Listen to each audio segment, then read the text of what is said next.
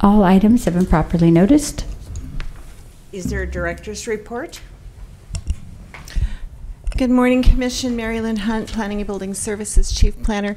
Director Gonzalez was not in the office today by prior arrangement, so he did not leave me with a report. So I'm sorry I don't have one to give you. I'll read the matters for public thing anyway. Planning Commission welcomes participation in Commission meetings. This item is limited to matters under the jurisdiction of the Commission that are not on the posted agenda and items which have not already been considered by the Commission. No action will be taken. Seeing none, we'll move along. No consent calendars, so we are ready for a 2018-0001. So, good morning again. Mary Lynn Hunt, Planning and Building Services. I'm going to give this report this morning for Russell Ford. Russell has been working in the Emergency Operations Center since last Friday. He's doing all the mapping. Any mapping you see that's being posted by the Sheriff's Office is most likely one of Russ's maps. So he got called again to come in this morning to update. So I'm going to go ahead and do his agricultural preserves. So this is for A 2018-0001. The property owner is Eagle Creek Pacific LLC. And this is for the creation of a new 80-acre Williamson Act contract on 2 separate 40-acre parcels. This site is just north of Highway 128 in the Boonville area. The property is zoned to Ag 40. General plan is Ag 40. It is, let's see. Currently, it's about 80 acres of. Well, not all of it's vineyard. I think there's about 48 acres of planted vineyard. The balance of 31 acres is just support land. It's planted into Pinot Noir and Chardonnay. And let's see, what else do we have here?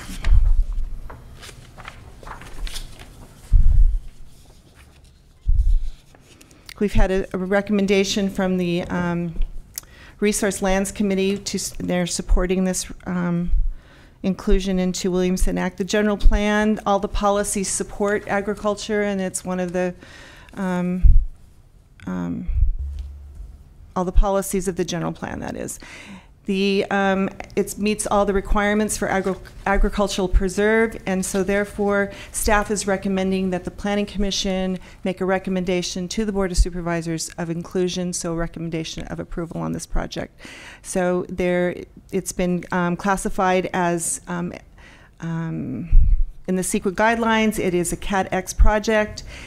All the findings for Ag Preserve have been made, and all the findings for Williamson Act have been made. So with that, I will turn it back over to the chair. I see no one from the applicant there. Anybody else have any comments on this? You might want to invite the general public, all of them to come forward. Right. Public hearing is open. Public hearing is closed. So, commissioners? Anybody have any thoughts about this? I had a question for staff, and it's not specific to this project, but it's just generally, can you share with us what the, like how often people apply to go into Williamson Act, and generally what you're looking for in order to recommend approval of that? Is it common? Well, as you can see, this is our first application for this year. So, if we get 1 or 2 applications a year, that's probably about an average right now, because so many of the lands that qualify have been in Williamson Act for many years. We do see these occasionally for Williamson Act, both for this and for timber production rezonings. So it's not uncommon, but I think most of the lands that have been in production for some time, they're most likely already in a contract of some type. It has to do with and I apologize, I haven't looked at the regulations in some time. We had new policies and procedures that were done a couple of years ago, and I know there's new criteria for inclusion into Williamson Act, and it has to do with how much money you're making on it. So it has to do with, you have to be doing some type of production to qualify. Mm-hmm. It's just not having fallow land. You have to have some kind of production, whether it's sheep, cattle, or crop production. Thank you. Any other questions? Motion? Marilyn, I'm not sure if you can answer this question, but if it's taken, put into that Williamson map, what will that do to the taxes for the county? Taxes, well, their taxes are reduced, and I don't know the percentage. That's the assessor's office is the one that controls that. I'm looking at Commissioner Nelson because I know he has he participates in this program, so I'm really not sure what the benefit of it is. We've been in it so long, I can't remember. Same here. That's why I asked. Are you also in it too? Yes. Okay. Yeah. It is a, you know, it's a nice little percentage, but you know, the big thing is that you are producing a product, and also if you want to take it out, there's quite a penalty to do so. So, you know, you are preserving our ag lands, so thank you. And the parcel that I live on is one that's slowly being rolled out of Williamson Act because we were unable to come into compliance, and so we're seeing that our taxes are approximately doubling. So I don't know if that's I don't know if these folks are going to have their taxes cut in half, but our experience has been it's doubled on us. Interesting. Thank you. So you better keep it in. Yeah. Well, plan on it. Any other comments or questions? I have a motion if you'd like. Okay, I think we might be ready. It's the same thing that the staff has recommended. Planning Commission recommends approval of 8/2018-0001. Get your mouth right up to your mic. Even I can't hear you. Should we start again? And I'll grab that. Go ahead. The Planning Commission recommends approval of A 2018-0001 to the Board of Supervisors, making the following findings, consistent with the general plan and the Mendocino County Code Section 22-.08. I'll second it.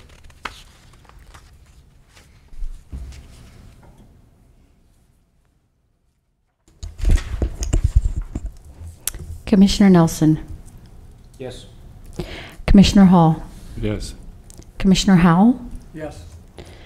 Commissioner Warner, Yes. Commissioner Ogle, Yes. Commissioner Purnell, Yes. Chair Holdcamp. Yes. Motion carries 7-0. Okay. We are ready to move on to UR 2013-002. Almost forgot one of my zeros. Good morning, Juliana. Good morning, Juliana. You have to. This one too? Well, use this one. This is a better one right here to use. Good morning. Closer, you gotta be Okay, all right. Technical difficulties. Thank you. I'll become experienced with the mic. Juliana Cherry, planner with Mendocino County Planning and Building Services. It's my pleasure this morning to present Wildwood Campground. It is a request to continue continue the use that has existed since the 1970s on Highway 20. This item has been continued at the request of the applicant and previously at the request of staff. So at the end of my presentation, I'm going to go over a couple of clarifications on the June 21st resolution because today is August 2nd. So there'll need to be some corrections in the resolution.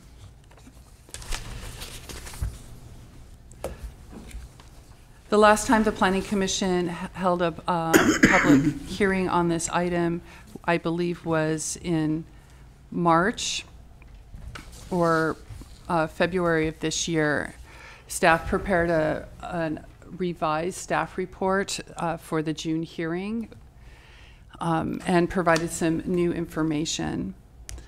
The campsite, just to refresh you, is a 65-acre site with varied topography. The land elevations are between 200 and 600 feet at its highest point, but there is a terrace We're between 360 and 400 feet in elevation where most of the campsites are located, and there's a internal campground road. The internal campground road, as you come in the entrance and you head west, you go through most of the 75 campsites. There's a slope downward where most of the tent campsites are located. And then as you head east, you go by a storage area, and then there are 2 additional campsites where the property owner and their daughter full-time live on the property. And you can head further east on this road and enjoy some of the undeveloped areas of the campground. The use permit that has been issued, it has allows in a maximum of 73 campsites. The property currently has 75 campsites on site. 45 of the sites are allowed to have septic hookup, and there are currently 51 sites with septic hookups. Staff is recommending that we continue the existing 73 campsites with 45 sites with hookups. And that's covered in conditions 12D and 12E, and then generally in condition number 2. This is based in part on the capacity of the existing septic, which frequently operates right at its maximum capacity. During the last year, there's been some damage to the system in general, and then the system has operated really at its functional limit. The property owner has agreed to this calendar year install additional capacity to the system, and Environmental Health has some time ago issued a permit for this capacity, and at this time recommends that 2,225 gallons per day capacity be added to the system. And this is covered really in conditions 8 through 11, and specifically condition number 9. The campground has been under the same management for about 10 years. And over the last 4 years, staff has been working with the applicant to bring the item to Planning Commission for their consideration. We've been to the site many times and have observed the campground and are very familiar with it. If you have questions about the conditions of the campground, I'd be happy to answer them or provide a greater detail. The staff report includes a description of the site and its condition when we were there in February and April of this year.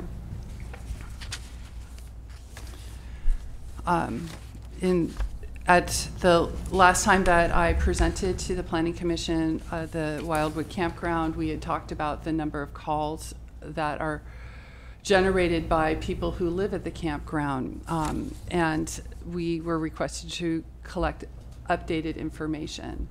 So what we've found with the more current information is there has been a reduction in the number of calls per day, but there's still a substantial number of indications that people feel distress and do call the sheriff. They're calling, I believe, 5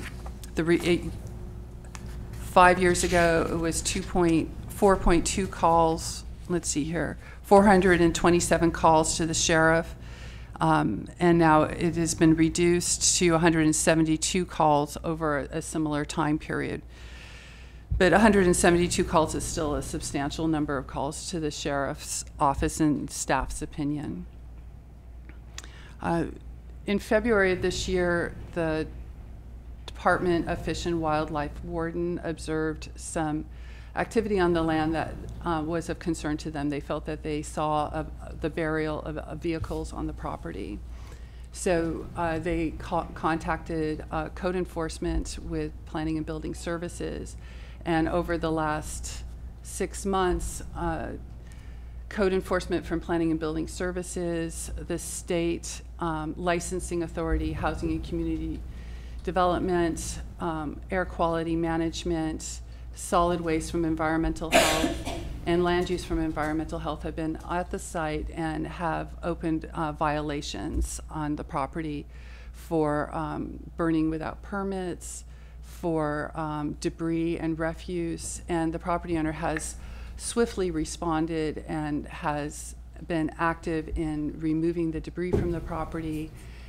You'll see an email on your dais from Barbara Moed of Air Quality, who provides an update. They were out there on July 18th, and then at the end of the month, they worked with the property owner over some of the necessary fines and things like that that the property owner has done. So there has been a response to the violations, but you'll see in the conditions that staff is recommending the violations seek to have resolution this year, and the conditions reflect that we would like the use permit to include a requirement that the violations be resolved during this calendar year. One of the other aspects that the Planning Commission had asked us to look at was the long-term occupancy on the property. The use permit is for camping, which is limited to 30 days or less, and the property owner has stated that 44 of the campsites are regularly let on a long-term basis. So we looked at the zoning, which does not allow for mobile home parks, and we also looked at the possibility of a change in the zoning and the general plan. And there are some lands adjacent to the property that would support a long-term mobile home park at the site. So a general plan amendment would be possible. And in doing this research, I saw that not this current property owner, but the previous property owner of Wildwood had approached the Planning Commission and asked for a general plan amendment, which was denied. But with the general plan amendment, then the property owner would also need to make changes to the layout of the campground, because the size requirements for a mobile home park, the spaces are larger. So the existing spaces where people are living in trailers are not the appropriate size for a mobile home park. So the use permit that they currently have allows for 30 days or less camping. There is the opportunity for the property owner to apply for changing the general plan and the zoning designation on the property, and then apply for a use permit to have a mobile home park. But that is something that the property owner will need to decide that that's something they want to pursue. In the meantime, we have talked with the property owner about the long-term occupancy and have asked that they remove any indication, say from their website where they advertise the availability of spaces, that they advertise that the spaces are available for daily or weekly rents, but not monthly or annual rents. And they have agreed to make that clear to potential tenants or people coming to tent camp at the site, that it's available for less than a monthly basis.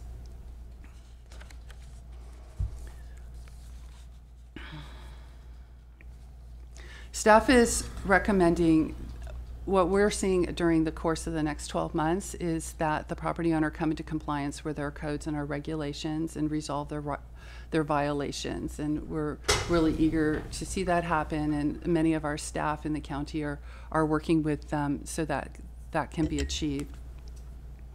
We're recommending that at the conclusion of the year that the property owner apply for an extension of their use permit. So we're recommending that this current use permit term conclude next summer on June 1st, 2019. The term actually would begin in 2013, so it would be a 6-year term on the use permit. And then we're hoping that we can come to the commission next year with a recommendation that they're operating in full compliance with their state and local license and use permit, and that they're having every success with their campground, and we can recommend a much longer term for the ongoing campground use permit.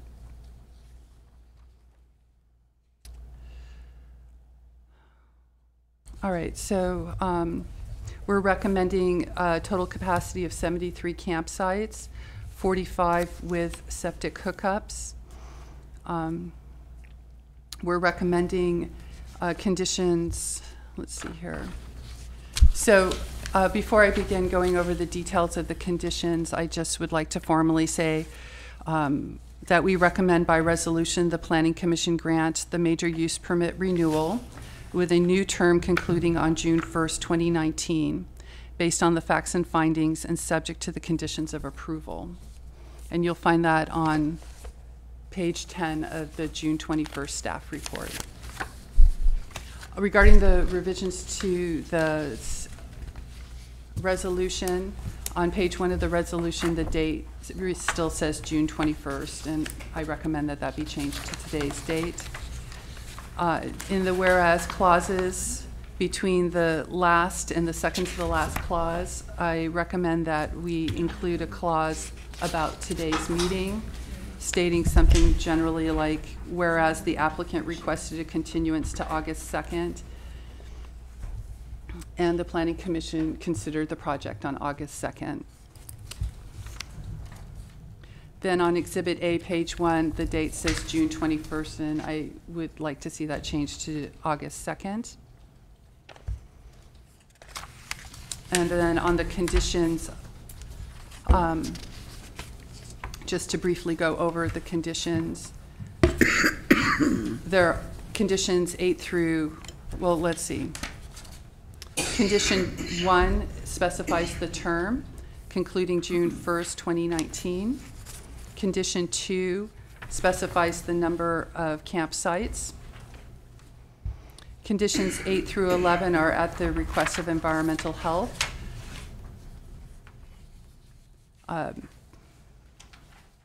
So prior to October 31st of this year, the property owner would install that additional capacity, the 2,225 gallons per day leach field capacity.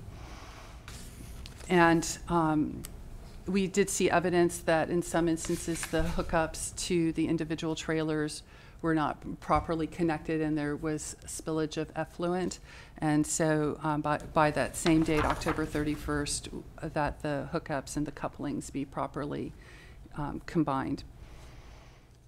And then because there has been concerns over the last 3 years about the capacity and the efficiency of the system, we're asking for condition 11, which would allow the Division of Environmental Health to regularly come out and inspect or have access to monthly maintenance records to ensure that the septic is operating as it should be.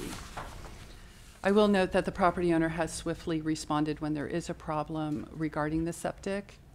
It's really, a lot of the problem is the capacity is very limited. Then campground occupancy are conditions 12 through 15.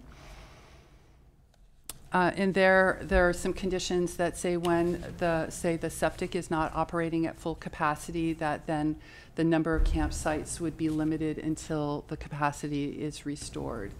And this will allow some flexibility in the campground operation so that there aren't more people using the septic capacity than there is capacity.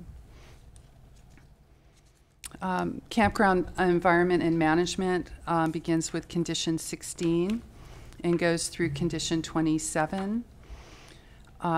Some of those conditions are rolled over from the original use permit. For example, condition 16. Condition 17 comes from our vehicle code. We have observed many vehicles on the property that are not registered, and some are abandoned. And so we, in campgrounds, we have an expectation that if there were an emergency or someone came to camp, that their vehicle is road ready, that when the vehicle leaves the campground or comes to the campground, it's road ready. So this condition is there to remind the property owner that the vehicles on site do need to be road ready. our zoning code does allow for the storage of one travel trailer, and so there's condition 18. Condition 19 comes from the code as a requirement of maintaining a dust-free and mud-free camp environment. Similarly, condition 20 comes from our local code. Condition 22 comes from the state licensing. When we have been to the site over the last several years, many of the campgrounds have, in addition to the travel trailer, you will see a storage building. There's artist studio that has, in the campsite, there's an artist studio that has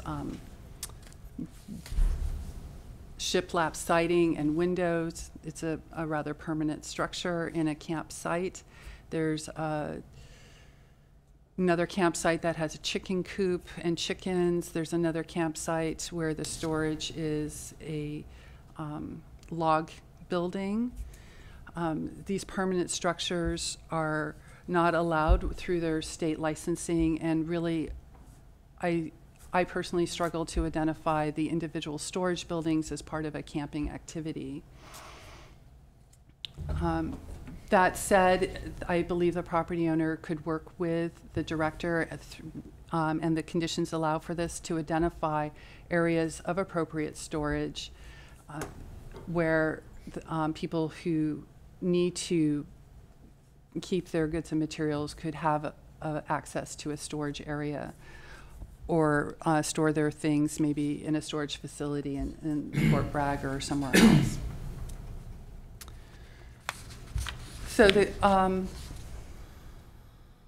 then conditions 24 through 26 are really to allow for the property owner to demonstrate compliance with their licensing and their use permit requirements during the next year.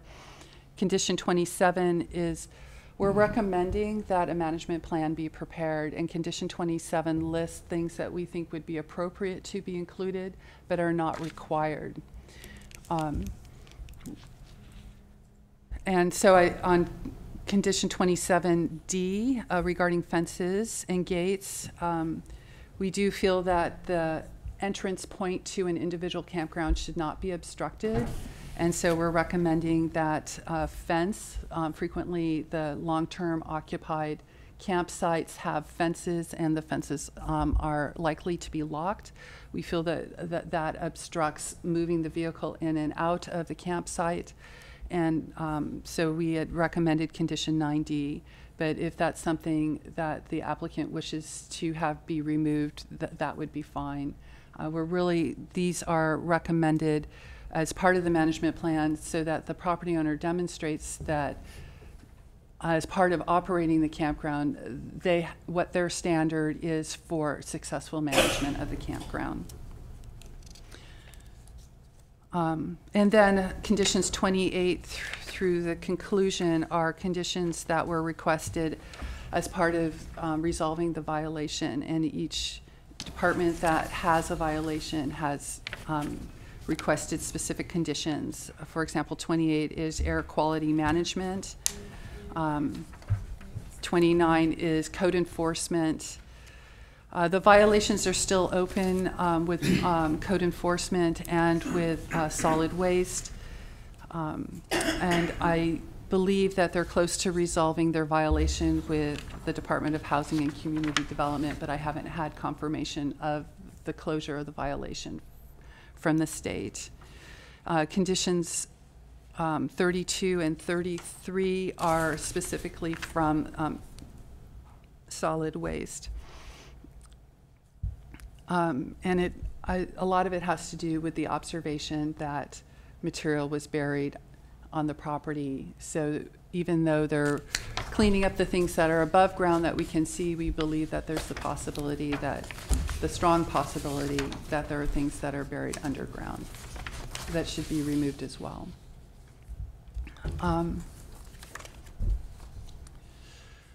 That concludes my presentation. I would be happy to answer questions if you have them.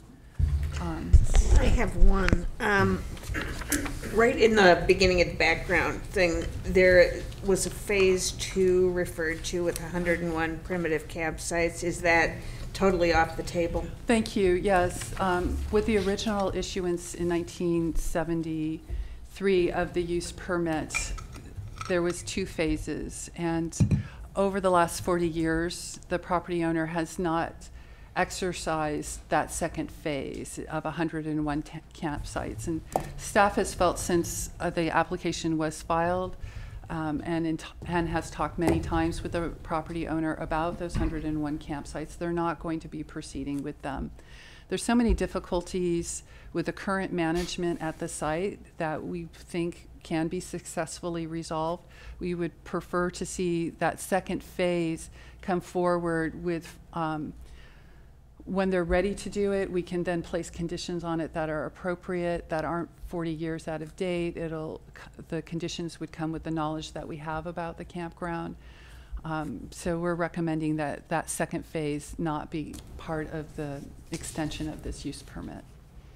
Do we need anything in our conditions specifically to state that? Yeah, I believe, thank you for asking. There is a condition saying I mean, we that keep it saying is, about how many sites, but we're never saying phase 2 is. I believe there is one that says that condition, a specific condition is revoked. Condition 6, approval of U 1972-30 Phase 2 and implementation of an additional 101 campsites is revoked.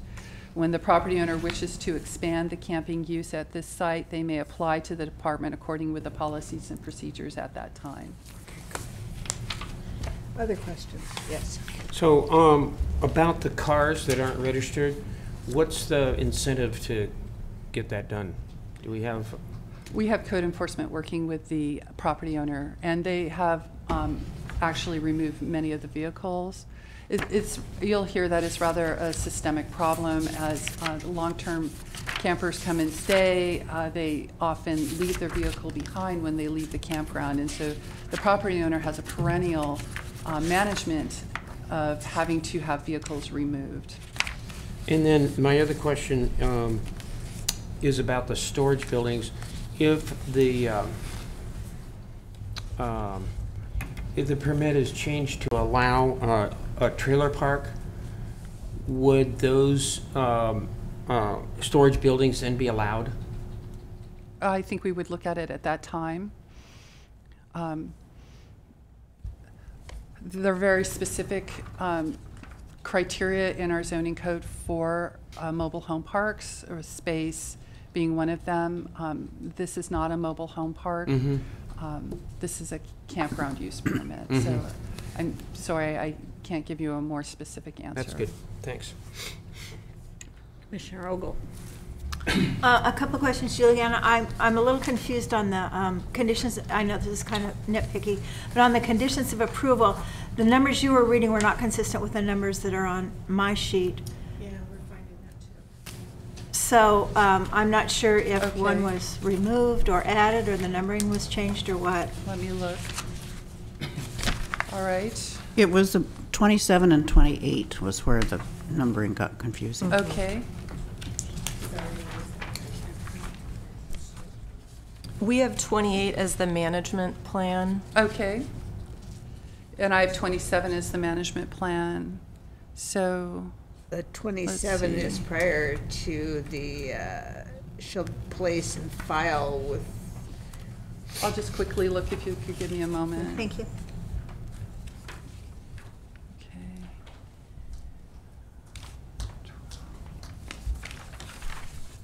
13, 14, 15. It looks like 16 was added.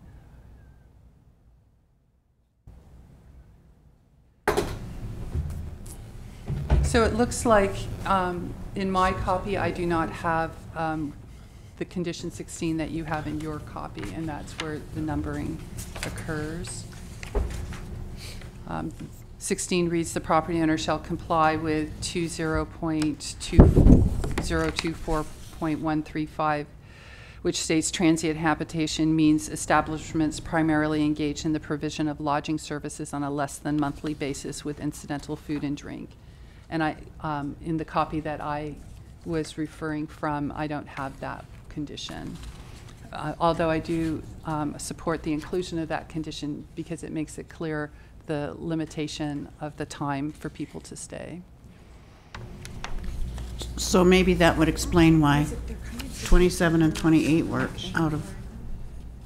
Storage. This is 18, over here it's 19. Right, it's because I don't have, there's one Yeah. inserted here.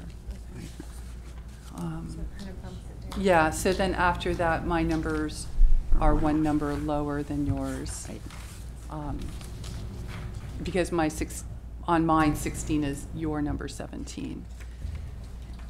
So will that?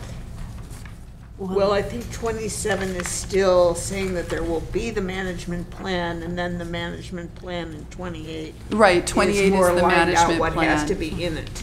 Right, the management plan is item number 28. So if in your staff report you include 16, then all the numbers would be consistent. Is that Yes, correct? So thank is that is that what you're going to do? I think what when I was preparing for the meeting, I used a copy that wasn't attached to the staff report. And so my copy is incorrect. So Your we're looking copy at the is correct copy. You are. All right. Okay. And I apologize for that. No biggie. And then in the beginning of your presentation, you mentioned about the general plan amendment was denied. I'm sorry, I didn't get the year. And I wondered if you could tell me why it was denied. I can.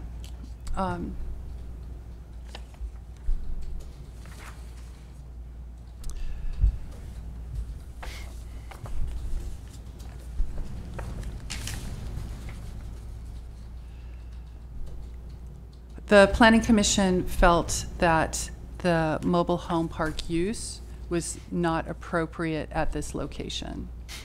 And that was in 1981. Was there a rationale? The minutes from that time are not that Not that specific. detailed. Okay. Detailed. So are you saying that at that time it appeared to be a mobile home park and not a campground? Do you think? No? Property owner, the property owner was seeking to add 35 mobile home park units at Wildwood Campground. And the Planning Commission felt that the mobile home use was not appropriate at that location and directed the property owner to consider a general plan amendment and a zone amendment, and then come forward and with a request for the mobile home park under a different zoning designation. The applicant chose not to pursue the general plan amendment. So if I may, Mary Lynn Hunt, Planning and Building Services, you know, everyone thinks that a mobile home park may be the answer to this. However, mobile home parks require services, and this is not within a water or sewer district, and turning this into a mobile home park would make it very difficult. I guess two of my concerns. Number one, there's a lack of housing on the coast, huge lack of low-income housing. So I'm sympathetic to the fact, I did go to the site. It appears there are numerous sites that are permanently used. So I'm not really sure how to address that. There's two sides to it. You need low-income housing, but yet, as Marilyn pointed out, it's very difficult and expensive to pursue getting this to be a permanent mobile home park. But I think there are violations going on there where it is, in some of these sites, a permanent location. So I'm not sure how to address that, but I guess that's my concern. And I had one other question about, I think you said there are 45 septic hookups, but there are currently more than 50 that are hooked up to septic? Right. And I understand that they're looking at putting in installation of an additional leach field to address that. Would that increase their number of hookups? No, the 2,225 additional capacity that environmental health is asking to be installed this year will allow the existing 45 sites to have sufficient capacity. So then the additional sites will be disconnected, or what? They should be. Okay, they should be. Who controls that then? The use permit controls it, the property owner, and the state licensing. The state license also only allows for 45 sites to be connected. So if they go out there and there's 53 connected, then what happens? They need to disconnect. So that should happen now. It should. Okay, thank you. And on that same note, because that's a concern of mine as well, is I would like to have clarity in the conditions by when those sites need to be removed, because by my calculations, we're looking at reducing the campsites by 2, and we're looking at reducing the sites with septic hookups by 6. And it's not clear in the conditions when that needs to happen by, and it's kind of further complicated by the fact of condition number 4, which basically says if the applicant is in violation of this, that it voids the use permit. And so I think if we can clarify a compliance date in here, like we've done on 9 and 10 with a compliance date, I think that would just kind of help clear up the gray area there. If I may, while they do have 51 campsites hooked up, their current use permit does not allow for that. They have exceeded their allowance, and so they're already required to come into compliance with the number under their state license and their use permit. Also, I would say that the environmental health condition, which I believe is condition 30, or the state condition number 31, requires that by October 31st that they comply with the violations that they have. Okay, so that would be the compliance deadline for removing those extra sites. Although they should already be removed. Yeah, okay, great. And I just wanted to note too, I had the opportunity to visit the site as well, and I went into my visit with the mindset that affordable housing anywhere in Mendocino County really should be a priority, and I was hoping that we could have some flexibilities in our codes to accommodate that, but I was surprised by my own level of concern when I visited the site that really had to do with the circulation within the site, and then the density of the number of permanently occupied units there. And I understood immediately why the code calls for double the amount of space for the permanent mobile home sites. That was all complicated by the fencing, where it was like the experience is driving in on really narrow roads that are walled in by fencing, and then all of these individual units are fenced in with a lot of, recycled wood, driftwood porticos built onto trailers. And we actually got lost and couldn't find our way out, and hit a series of dead ends that were gated off. And I just thought, if all of these people either visiting here temporarily or living here had to leave in the event of an emergency, whether it be structure fire or some sort of human-caused emergency, I just have a lot of concern about that, because we actually couldn't find our way out. We kept hitting dead ends and having to back up, and gates were, padlocked gates were blocking roads. And so while I am extremely sympathetic to our need for affordable housing, I think my overarching impression of this site is that it is a public health and safety concern. And so I want to commend staff for working with the applicant to come up with solutions to this and compliance dates. This is a really complex case, and I feel pretty good about the conditions in here. There is one that I could feel better about. Well, 21, I appreciate very much. That's the identification of a secondary emergency exit. That is very important.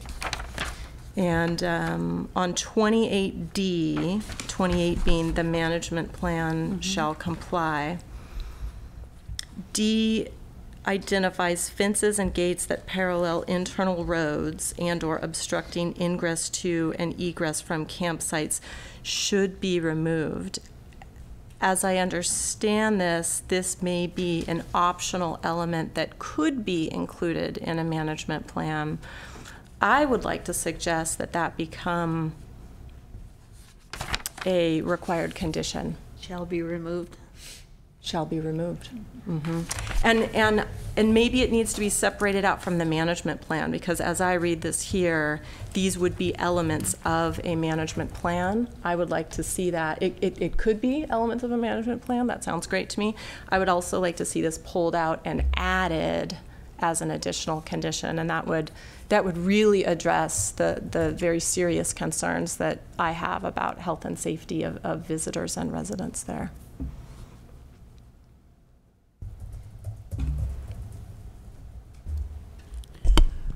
I think all of that is very well said and very good idea. I had a question about the memorandum. Did we all get a memorandum? Yes. I didn't. Could I stop you right here? What condition would that be if we added it onto the bottom? I would recommend that we include it as a condition,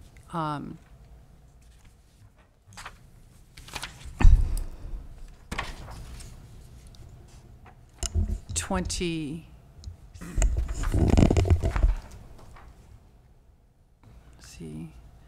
like condition 26 or 27, and then renumber the following conditions so that it's grouped with the other. No. Let's just add it on to then. What's the last condition number as it stands? Oh, the last condition is condition 33. So we'll add it as condition 34. All right. It would be 35 then. Thank you. 34, 35. I'm wondering if we shouldn't combine D and E on 28 then, because it also addresses the fences, but I don't know. Commissioner Howell. Yes. Just a quick, easy question, hopefully. About how many people on the average at this facility? Do you have any numbers that, because I haven't heard anything about, number of people, which helps give us an idea. Well, I see that the applicant is here, and they can probably give you more information than I can about the number of people who stay at the campground. I do know that in previous meetings they've said 44 of the campsites are permanently occupied, and then there are the 2 that the owner and their daughter occupies permanently, and then the remaining campsites are available for short-term camping. But there could be more than one person using the campsite. Right. So, yeah, that doesn't really. So I can't tell you how many people occupy an individual campsite. Thank you. So, Victoria, was there a memo regarding? There was not a current memo. There was a memo distributed at the last hearing. Is this the one on There's the air on quality, quality. There's an email from Air Quality that I distributed prior to the hearing. It should be in front of you. There's no letterhead on it. It's from Barbara Mowat.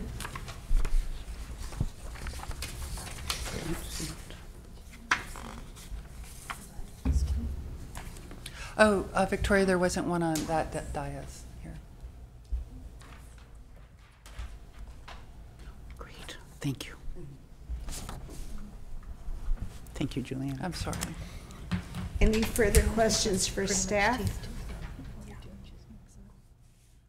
I guess, I'm sorry, I guess I'm still going back to 28D and E, and if those should be combined into that new condition number 35.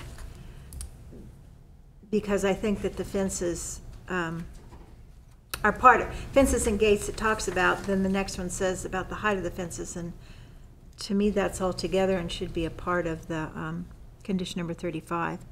Not sure how you And feel not about even that. in the management plan since they're illegal. Correct. Yes, so if fences should be, or better yet, shall be removed, then specifying a 42-inch maximum height seems moot. There are fences between the campsites that are currently between 42 and 6 feet in height. So this recommendation is to reduce the height of the fences that are over 42 inches. And these would be the ones that are in between individual campsites. That would be allowed? They are allowed to have fences between individual campsites. I'm suggesting that the maximum height be reduced. So there still would be the fences, but, I mean, in some cases, but they wouldn't interfere with ingress and egress. So it seems like you're just digging into this a little more for clarity's sake. 28D is saying that it's the fences and gates that parallel the internal roads would be removed, but those that run perpendicular to would be allowable up to 42 inches. Yeah. Okay, great. And do we need to wordsmith new condition 35? That essentially, I guess it's just a replication of 28D, but we're using shall instead of should, correct? Okay. And we are not including the 42 inches in number 35 then? We're leaving it in number 28? Right, so we would maybe stop with condition 28H and kind of move everything up and get rid of D, which we're now making a new condition.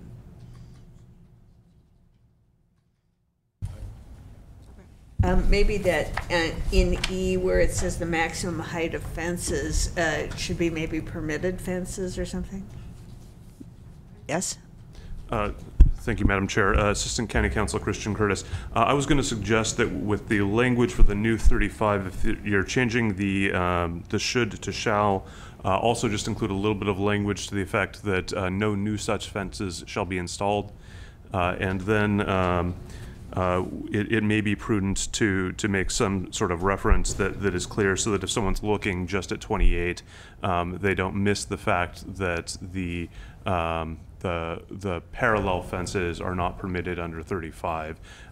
So I think any fences allowed or any lawful fences, something along those lines, may be prudent to clarify that that's not permitting fences that would otherwise be prohibited under the use permit. They can work on them. Yeah, we will, but let's do the hearing first. Are we done with questions for staff? At this time, we'd like to hear from the applicant.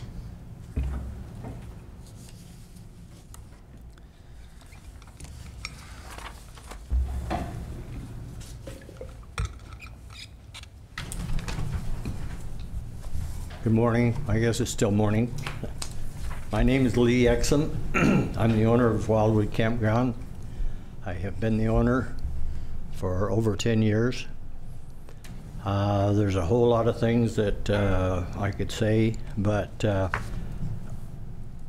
I'm not here to start a big fat argument. I'm a businessman. I've been in business, many businesses in California for many years. I have been before planning commissions in probably 6 different counties in this state. This is the most confusing hearing I've ever been at. Now, let me see if I can clarify some of these issues and work with you, because that's my goal.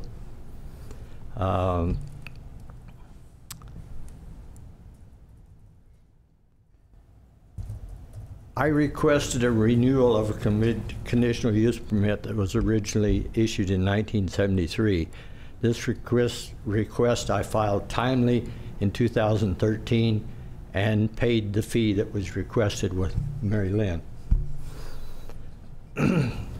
I don't understand why it's taken 5 years for us to get here today.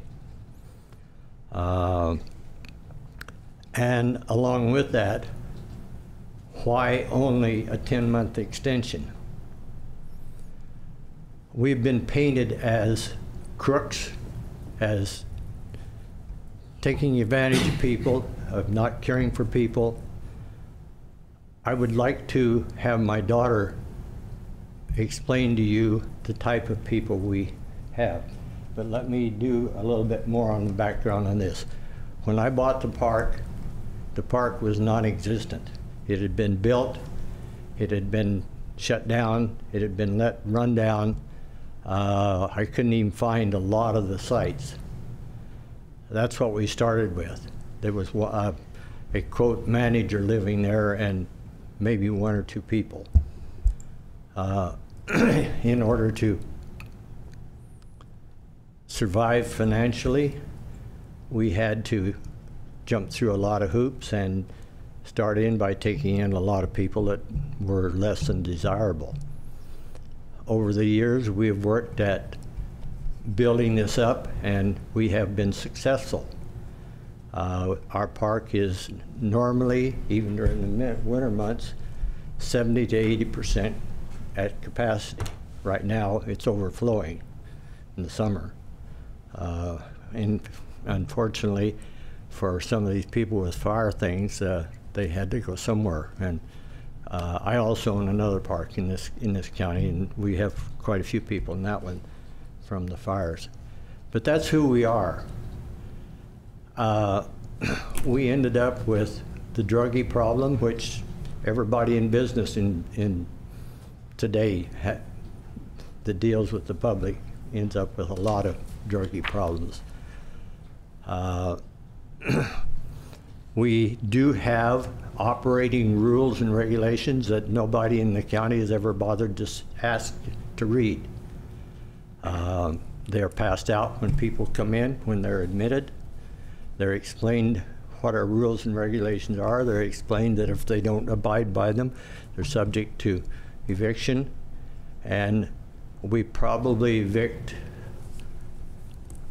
1 to 2 people a month, have been for the last 3 or 4 years, trying to clean up the place and upscale and build up.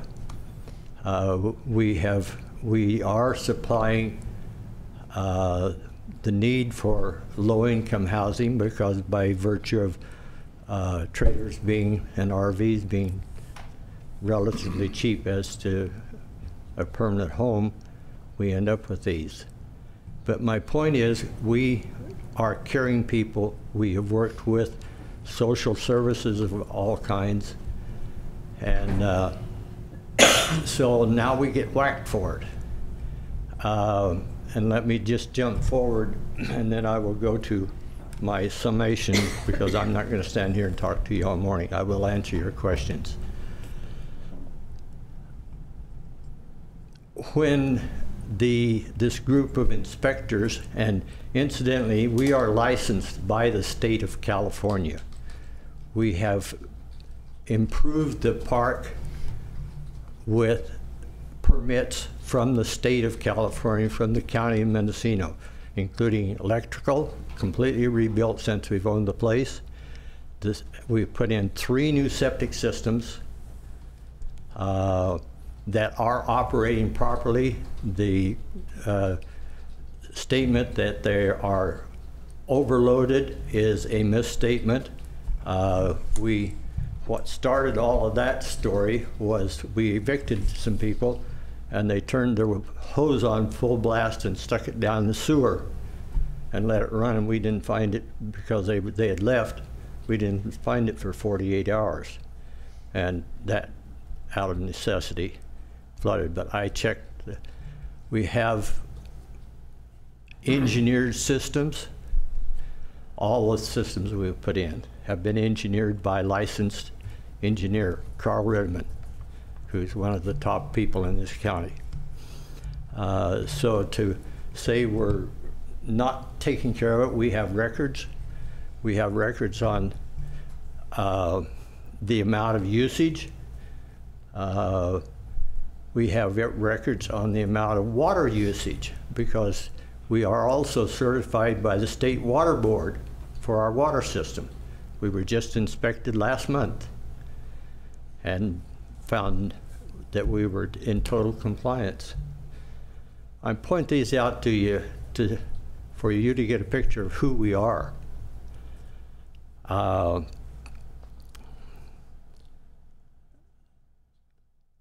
Just to move on, and if you'd like to hear from my daughter, I'll let her speak too. But there's the dates, there's a whole bunch of dates in this, and I don't have the copy that she has, so I don't know where we're at on these conditions. I think it'll take some time to sort it out.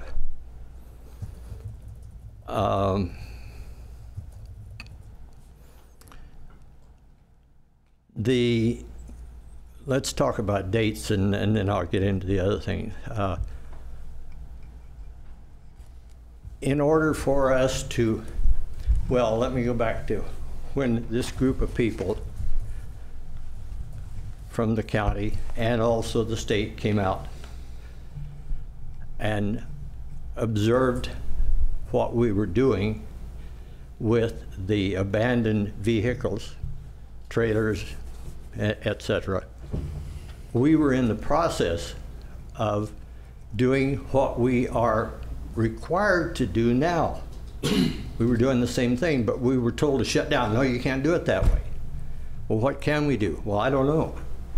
I don't know how many times I was told when I asked a question, I don't know. Well, who do I ask? I don't know.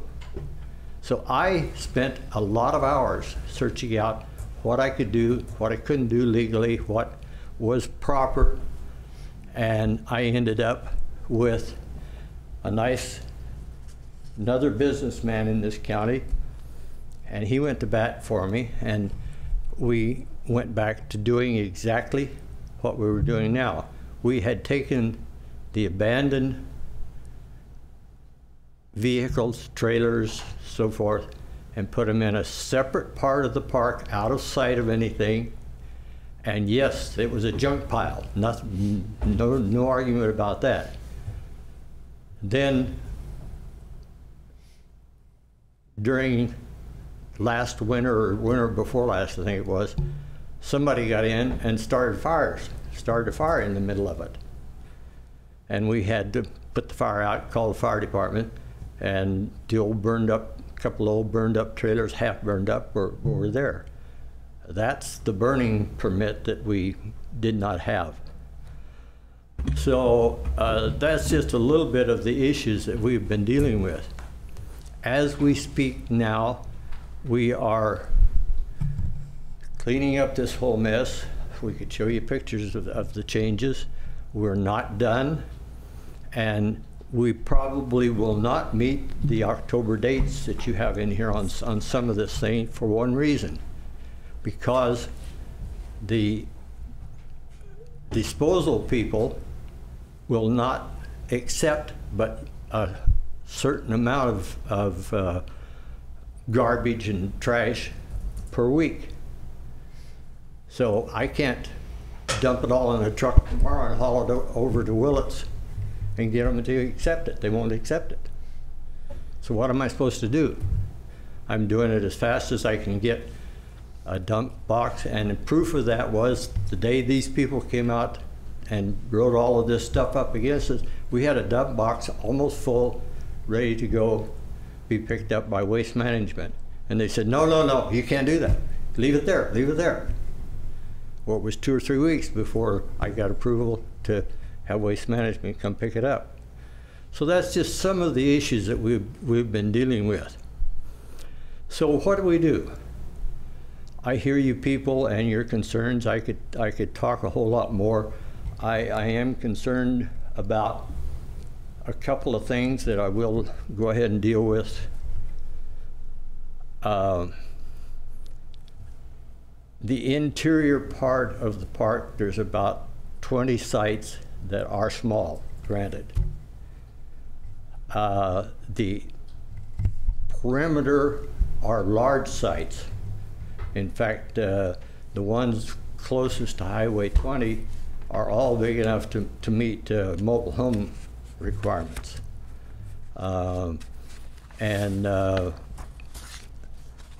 As far as entrance and exits and so forth, one of the gates that you run into was because people were making a racetrack around and around and around the outside of the park.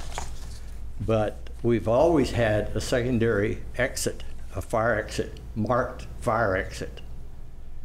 It's always been there. It goes out of the other side of the park, out onto a separate road out to Highway 20. We've put a whole lot more big signs up to more clearly identify this.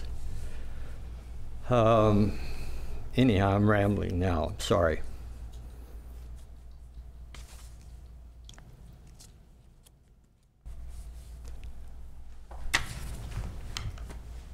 The main issue that we have, and I'm willing to work with any or all people in the county to correct these issues. Most of them are in the process or have been corrected.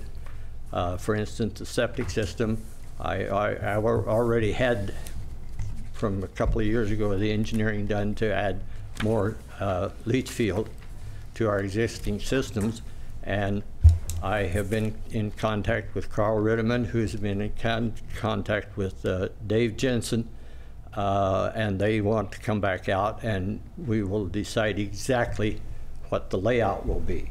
They haven't had time to do it. Carl told me, he says, I'm just too busy. I can't do it right now. So that will be done, and we're prepared to put it in. I don't agree with the determination of how much, but we will let the engineer deal with that, because we have extensive records of the amount of water usage that we use. We have to keep those records to satisfy the water board. We have the records. We have hired a water certified technician who comes out once a week and services our water system. Again, we're in compliance. We're working with the people we're supposed to be working with. So that will be done, but whether that can all get done by the dates in here, I don't know. It's just like the cleanup. I don't know whether I can. I'm just a human being. I'm not a magician.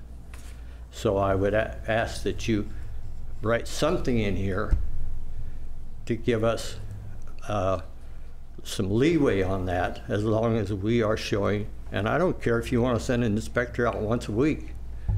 We don't hide anything. We're not trying to hide anything, which I'll get to that in a minute too.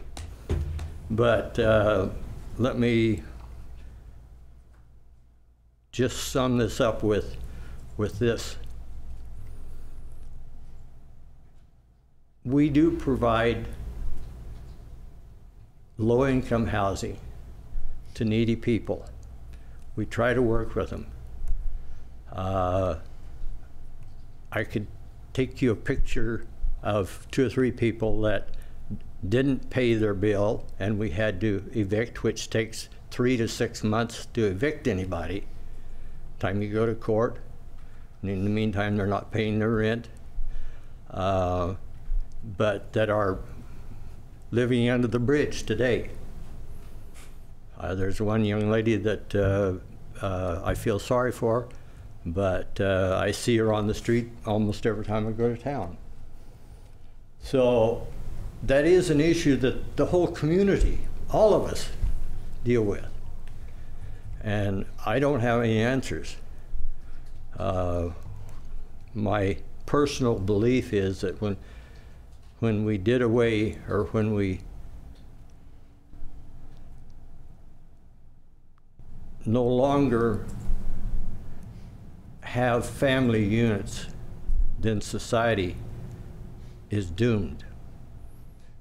And that's a lot of what we have here.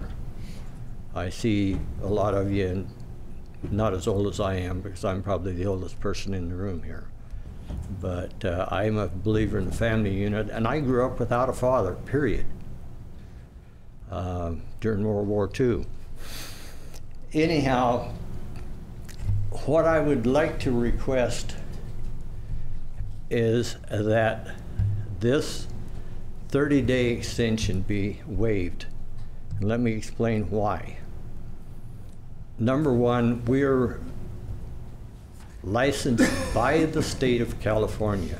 We are inspected by the state of California as well as county people. We respect that. But the state of California has a regulation that states an exemption can be granted for extended stay in RV parks. You want the name, the number and whatnot? I have the whole printout of it right here. And it says that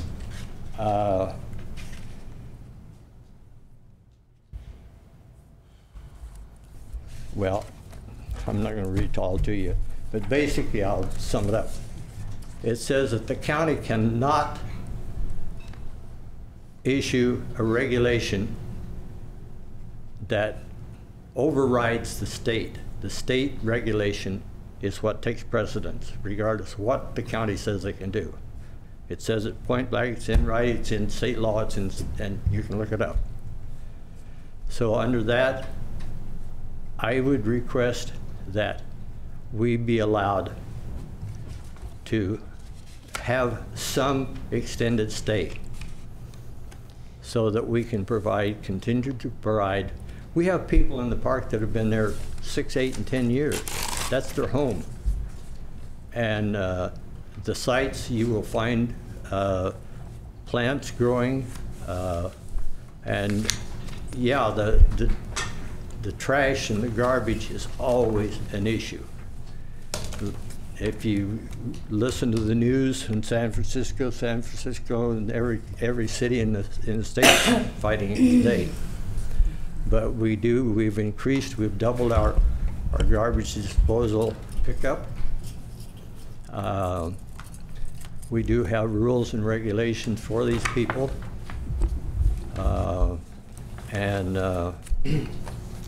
So I'm willing to, if we could change that one condition in here, I'll work with you on all the rest of them. I don't agree with all of them, but I'll work with you, and I'll do my best to see that they're done. Mr. Exum, could you say specifically which condition you are? Number 16 in my copy. I don't know what your copy says, because is that in reference to transient habitation? Mm-hmm. That's it has. There's some other statements in some of the other places that that if that one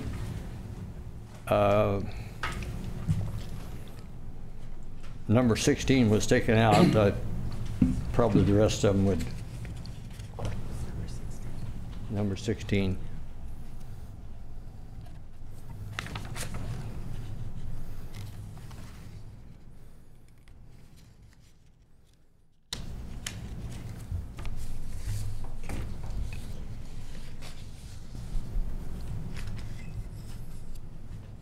Sorry, go ahead and continue your remarks.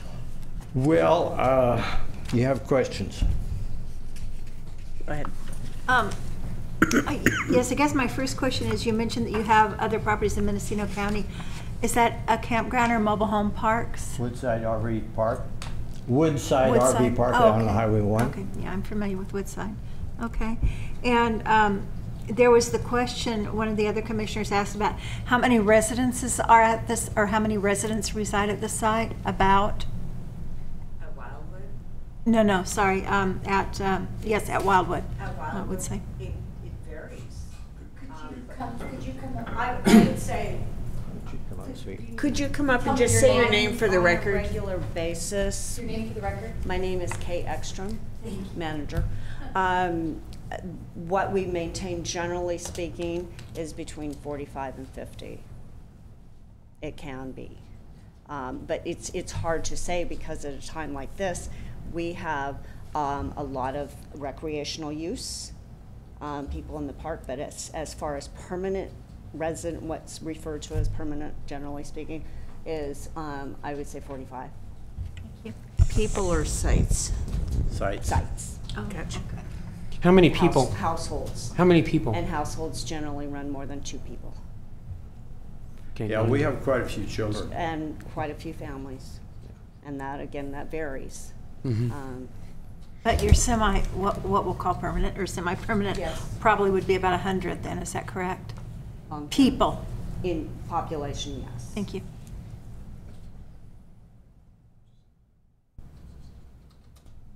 Other questions for the applicant? Yeah, I think I do. You referred to a 30-day extension. And to what are you referring? The 30-day term of the stay, the length of Oh, stay. okay, Number 16. okay. It's not clear what number 16 is actually on our paperwork. It's the property owner shall comply with MC section 20 blah blah blah, which states that transient habitation means it's what the number 16 is actually Yes. is distinguishing what the code says. Less than monthly. And so where you find a condition, I'm not sure where it is exactly, Juliana, that you were. Perhaps it's mentioned in the county code in that section. Does that state 30 days? Do you know? Well, it If says I may, less than yeah, monthly, less than so less than 30 maybe days. that's 30, maybe that's 31. Right.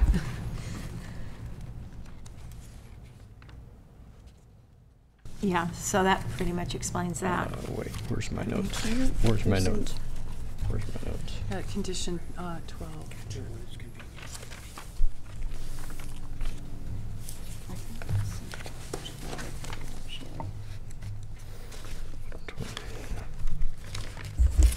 I believe the other condition of concern for the applicant may be condition 12. Yeah, it's 12. Condition 12B1, existing park managers facilities permitted. That was part of the original 1973 approval. Provision of lodging services shall be on a less than monthly basis. That was part of the 1973 approval. And then this number of sites, D and E, are providing more clarification to how the 73 campsites would be distributed, how many would have hookup and how many would not. Juliana, are you familiar with the state code that Mr. Exum mentioned? Yes, I am. And we have been talking since January with County Council about the state code and have not received a definitive answer on how the state code applies to this particular situation. The state code, from what I understand from talking with Matt, if I may, the state code covers both mobile home parks and campgrounds. And the state code basically cut the mobile home park text and regulations and applied it to campgrounds. So when you're reading it, it reads oddly when you're looking at it through the lens of a campground, because it's really talking more about mobile home parks because the text comes from the mobile home park regulation. So County Council has really struggled to find a definitive answer. The best I've gotten from them is we are allowed to issue a use permit for a mobile home park, and we are allowed to issue a use permit for a campsite, and the use permit can have conditions that we feel are appropriate. So here we are. Let me read from Health and Safety Code number 18865. This part applies to all parts of the state and supersedes any ordinance elected by any. It supersedes any ordinance enacted by any city, county, or city and county, whether general law or charter. The regulations shall apply to all parts of the state, and skipping down a bunch of their wording. The regulations shall not set forth requirements for local agencies different than those that the state maintains for its own enforcement program. Does County Council care to comment? Just briefly, Madam Chair, our office has been looking at this issue, and the conclusion was that the issuance of the use permit and the restrictions at this time was not preempted.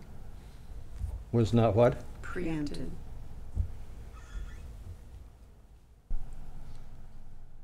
I don't know how you read that. It says that the state shall, or the county shall not. It doesn't say may not.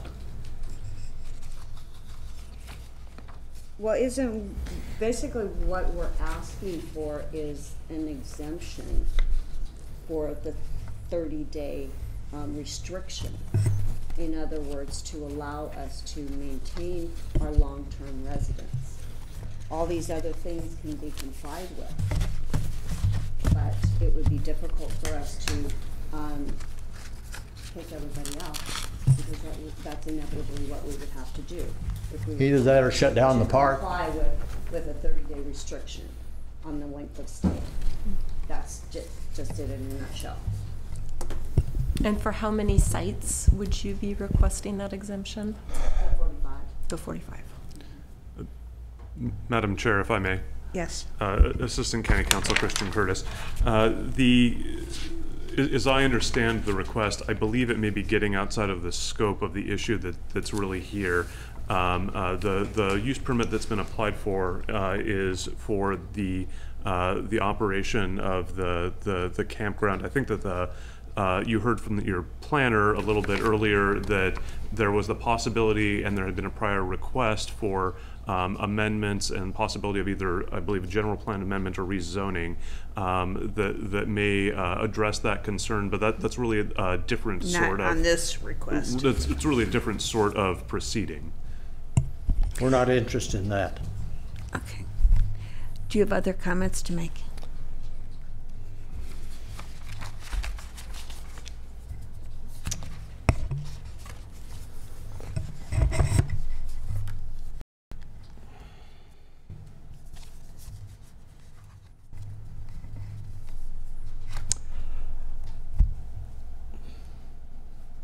Yes.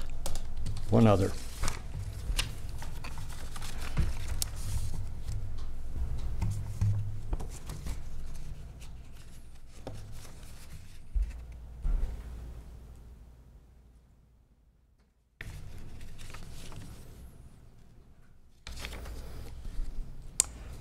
Under my number 34B, the letter I says that we must hire a registered geologist or equivalent to perform intrusive investigative area, that it's referring to things buried. Let me again give you some history. This site, we know of 2 home sites, old home sites, going way back to the 1900s, in the beginning of the 1900s. They're on this property that had barns, outbuildings, outhouses, garbage dump sites from like the farmers did. Also, this site has been logged at least once that we know of. And the logging, we found old pieces of logging equipment under a grove of trees right outside my house I live in, or my motor home. So I could take a device and find all kinds of buried stuff on this. Now, this item specifically names 2 sites. I'm willing to do this. I'm willing to identify those sites. I've identified them. I'm willing to take my backhoe and dig the hole as big as you want for those 2 sites. But I'm not going to hire a geologist because it's ridiculous. Hey, it's a waste of our money that we could spend on something else.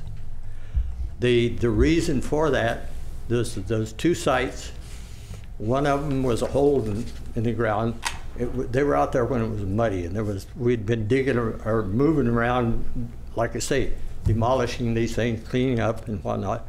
And there was a hole, I don't know, a couple feet deep that had a piece of old carpet or an old mattress or something hanging out of it. And so they decided something was buried in that. The other one was a place where there had been some burning. Like I say, we had somebody set fire out there, and my maintenance man had taken the backhoe and just scraped across it and leveled it up. And there was one of the inspectors picked up a piece of 2x4, an old piece of 2x4 that had a little bit of paint on it, but it had been burned from some time or another. So that's what the 2 sites that are on there are. Once again, we're being considered guilty without any consideration of talking to us about it or anything else. Because when I tried to talk to this particular inspector, no, you can't burn. Well, I know what the burn rules are, but anyhow, that issue I would ask that I will deal with it with your approval by digging up those 2 sites. We've had a request for a brief recess, and so... Could I ask one question first? It'll Sure. be quick. Do you deny any knowledge of vehicles being buried? There's no vehicles buried that I know of. There was a bunch of old logging equipment. There wasn't a vehicle that was probably 100 years old that one of my guys dug up at one time. He thought it was something that was valuable. No, we have no knowledge of vehicles being buried. None. Okay, break. Yeah, we're going to take a 10-minute break, and then we'll resume. And if you have more comments, everybody's wiggling their foot, though.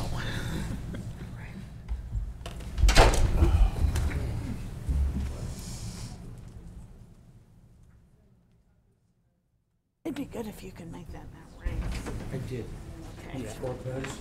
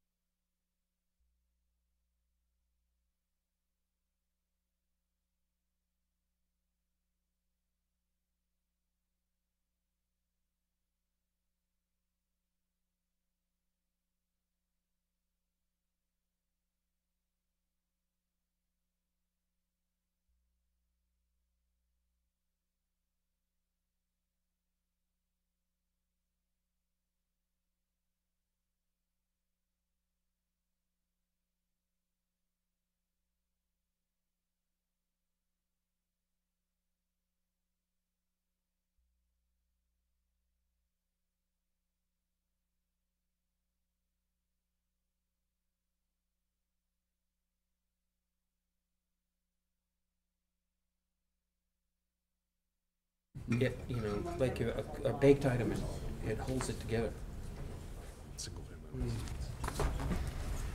Mr. Exum, I did kind of cut you off. If you have more to say, please, whatever you need to do, and then we'll open the public hearing. I'm calling us back to order at whatever time.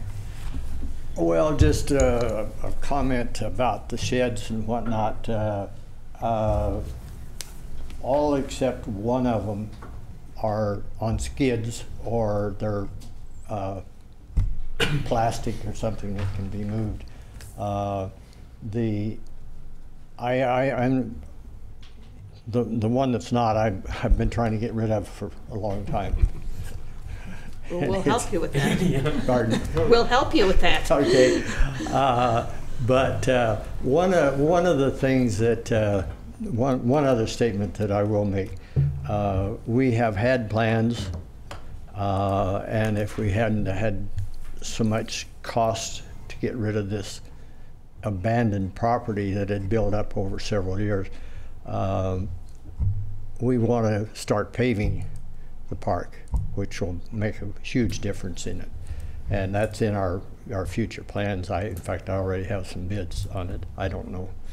Depends on how much more I have to spend to get rid of this junk, which is not your fault, it's not our fault, but it's a fact, and we'll deal with it.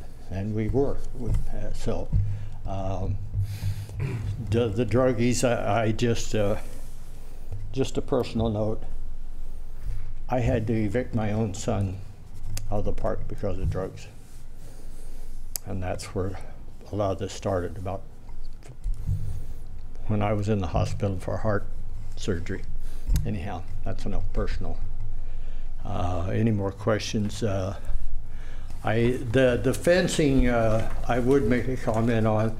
I would request that we be allowed to leave the fencing between the sites. I don't have any problem taking them out from in front of the sites so they can get in and out.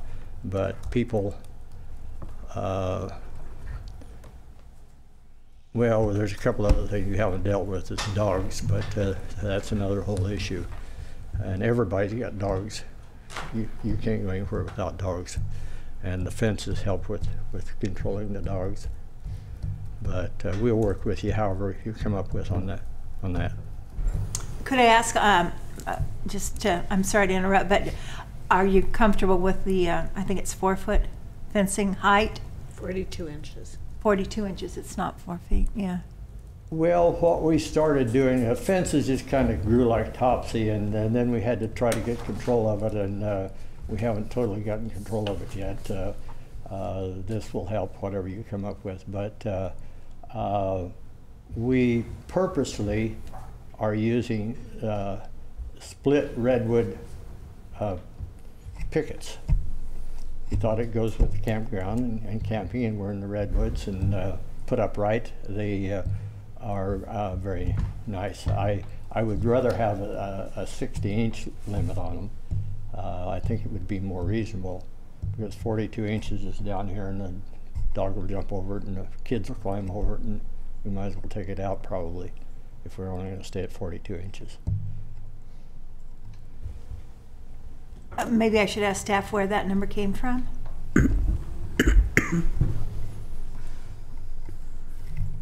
It's staff recommendation that the campground operate as a campground, and in trying, staff doesn't feel that they can recommend regulations through the use permit on how this campground should be operated. We feel those standards should come from the property owner, and it should be operated in a successful manner where people want to come and camp. That said, when I was working on writing the staff report, I put on my hat, I'm an avid camper. Where have I camped, and what has it been like? What are the campsites like? What are the conditions like? What is a reasonable expectation for experiencing a campsite when you're camping? And the campsites here, some of them are permanently occupied. Animals are not always under the control of the property owner, of the pet owner. So we have concerns. And so looking at the height of the fence at Wildwood between the campsites really creates like, this is my permanent space where I live. And so that height really enforces that concept, where doesn't enforce the idea that this is a temporary camping experience where I've come to the coast to enjoy being near the shore and sing songs around the campfire with my family. This is where I live, and this 6-foot fence delineates my space from someone else's space. And staff was suggesting under the management plan that the height of the fence be considered and perhaps lowered to 42 inches to encourage that more temporary camping experience. We don't have fences in the temporary camping areas. They're wide open. Any other questions for the applicant? Do you have anything more you would like to add? Well, I'll let it rest at that. Maybe if something else comes up, we can talk about it, but thank you. Thank you. At this point, I will open the public hearing. You want to say something more? This would be a time you could do it. Seeing no one else come forward, we will close the public hearing and bring it back to the commission. I did want to follow up on the issue that Mr. Exum brought up on 34B1, condition 34B1, which is on the back page. It seems like I'm sympathetic to your point there, that there may be buried waste on the property that predates your activity on the property and might even be quite old. It could be the old homestead refuse, it could be old logging refuse. And it seems that the last sentence, buried waste located anywhere on the property must be lawfully removed and disposed of. And I think it would be my goal to have the applicant be responsible for buried refuse, certainly in those 2 areas that have been identified and anywhere else on the campground. But if there were, say, old homestead refuse, which I've run across in the woods, it just may be overly burdensome to suddenly have geologists with ground penetrating radar running all over the woods looking for refuse that they would have to excavate and dispose of. And I'd be curious to hear other thoughts from the commission and staff on that. So I want them to be responsible for their waste, but I don't want this condition to be overly burdensome. Go ahead. My feelings exactly. Very well said. I think that they should be required to dig up and remove any obvious buried garbage, but having an engineer with high-tech equipment seems overboard to me. I agree. Yeah. Perhaps we could look at the site plan and word that condition to include. If I may, through the chair. Yes. I did have the opportunity yesterday evening to speak with Sarah Lyons who actually wrote this condition. And she had said that she would be happy to be on site and observe, instead of the ground penetrating device, be on site and observe the area being dug up to confirm that there are no waste there, or to remove the waste that is there. And if you would like, I do have photographs that she took on that day that generated this condition. I'm willing to see the photographs if other people want to, Yes, but I would like to. okay, we would like to see those. I would also, just while you're booting that up, well, go ahead. I lost my train there for a second. But it was about that condition. Welcome to age. Yeah. So here on this image, you'll see a cell phone on the left. That's the picture that the Fish and Game warden took. And you can see in the shadows there, just above the arrow, this area here is dug up. The next day, he's spoken with code enforcement and they come out, and this is the same area that's now buried. This is where he felt he observed seeing a vehicle being buried on the property. And it's really what generated all of the violations that have resulted this year at the property. There are probably easily 100 photos I could show you. If you'd like to see a few more, I'm happy to show you some more. I can show you some of the campsites. I'm actually having trouble seeing the image, I think because of the shading and shadows. Yeah, right in there. So I'm not sure what I'm looking at. Yeah, it's quite wide. So here is a RV, right? And it's wider than this RV. And it's very deep. This area, I've been to the site with Kay Ekstrom, and she explained to me that this area used to be a corral where horses were stabled at one time. And just to the right of the photo is a very old run-in shelter for horses. Let's see if, so here's a broader image without the camera of the area where burying had occurred. And what was found in that hole? What the Fish and Game Warden observed was that a vehicle was being buried in and put into that hole.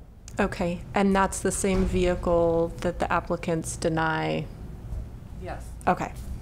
And this is the coordinates that she's asking to have ground penetrating, because the applicant is saying there is nothing underground, and we feel that we have photographs that demonstrate otherwise.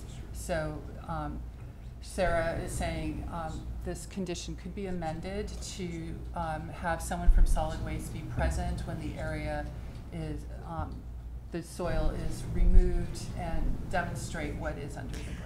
And that reminds me of what I was going to ask you, which is in crafting a modified condition, how much notice and stuff does she need, or he need, or whoever it is that's going to be out there? You know, in other words, sometimes with perk tests and stuff like that, they'll say you have to notify the county 24 or 48 hours in advance, or 2 weeks in advance, or whatever it is, you know, that is the necessary lead time for that agency. I believe Sarah's out there quite often. She does a weekly follow-up with solid waste to find out how many dumpsters have been filled and emptied at the site. She's very engaged with this property. I'm sure she could come out with very little notice, but she definitely said she wanted to be there when the soil was disturbed. Okay, well, I'm willing to look at some relaxing of that condition as long as we have some verification that there isn't, in fact, a thing buried under there. Because it'll leak and collapse. I would think an That is observer would looking be a good awfully idea. harsh.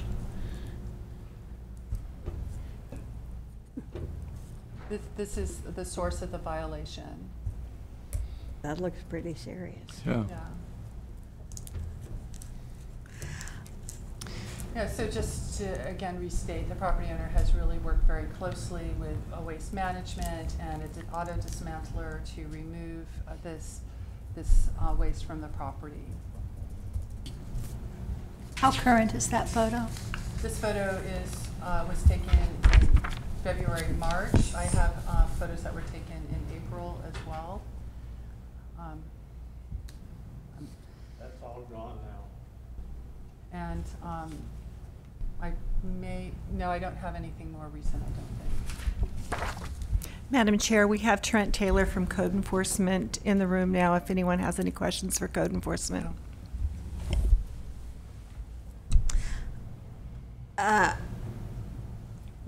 Do you agree that that site is now clean, that we just saw the photo of? No.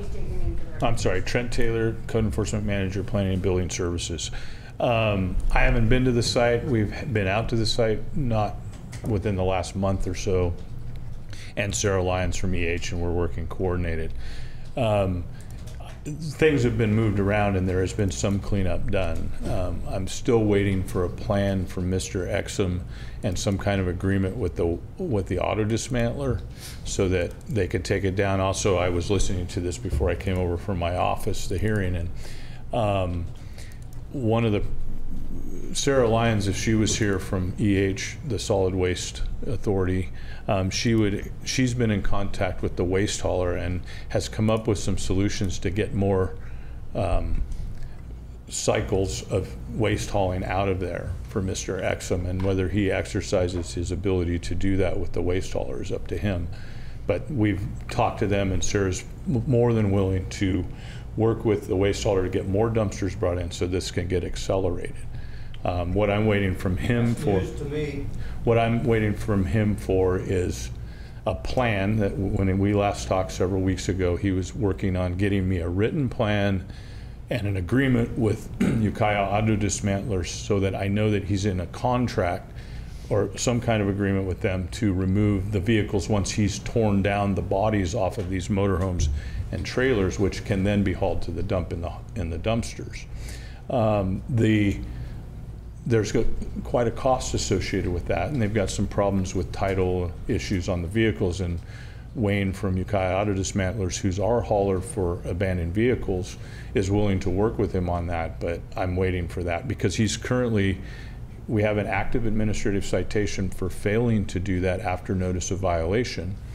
We have not penalized him yet. He had appealed that for the citation, and we waived the appeal hearing because we started working on a resolution with him. But if we don't reinvigorate that soon, we're going to have to come back to the citation and then go through another hearing process to deal with that, because I'm willing to give him lots of time to correct this, or reasonable time, but I need a plan.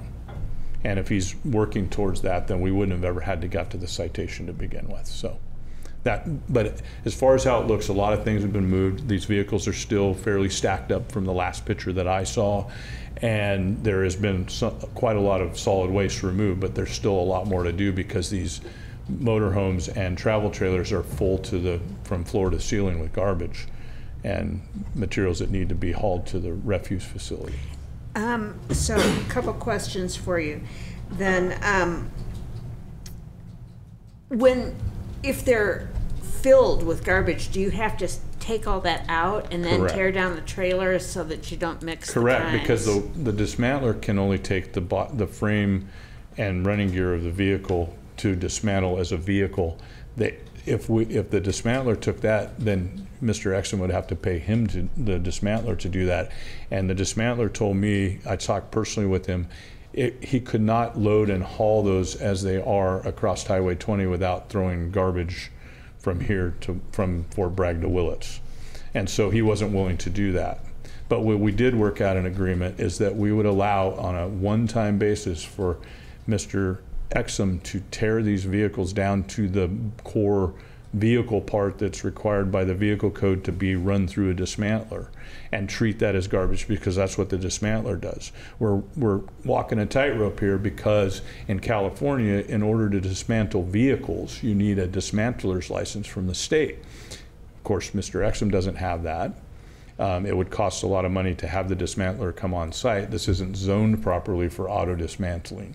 But we feel that in the law that tearing down the bodies of motorhomes and travel trailers is not by definition dismantling in and of itself. But if you started to throw engine parts or hard parts of a vehicle that need to be crushed at a dismantler, then he would be violating state law, and we don't want to get into that. So that's where we're at. Okay, my other question is, have you had a chance to review this staff report? Yes.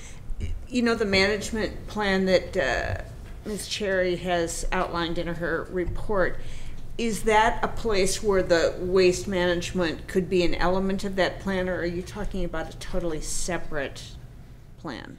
No, well, I need an agreement from him so I know that he's really going to follow through with this and has contracted with the right people to do the work. As far as him getting, I heard him tell this in the hearing today that he can't there's a cycle rate for the waste hauling. He's willing to get rid of it, but he's at the mercy of them.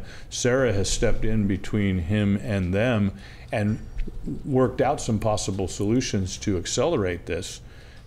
Whether that really happens or not is yet to be seen. But that's available to you. That we are more than willing to work this to keep this thing moving along, because it needs to be cleaned up. And then I think going forward in the future, and this may be beyond this hearing right now, there has to be a plan not to let it get back this way, because it takes a long time to get this way. It takes a long time to clean it up. And as long as we're making progress and there's some reasonable end in sight, that we don't have to get to the administrative penalty part of this. If I may, you had asked, is the plan that Trent is speaking of the same as the one as the conditions? I wasn't and it's saying, not. Could it be an element of the thing, so it just could be one plan that Mr. Exum had to prepare? Well, we're really trying to keep the code enforcement actions separate from the use permit. Okay. I do have a question, though, if I may. I'm wondering, we're recommending that the resolution of code enforcement occur by Halloween. I'm wondering if staff maybe should consider extending that date so that the property owner does have success in meeting those requirements. I would have no problem with that, as long as I have something in writing from Mr. Exum with code enforcement saying that he's going to meet these deadlines, so that, because if not, the only other leverage we have is several legal action or administrative penalties.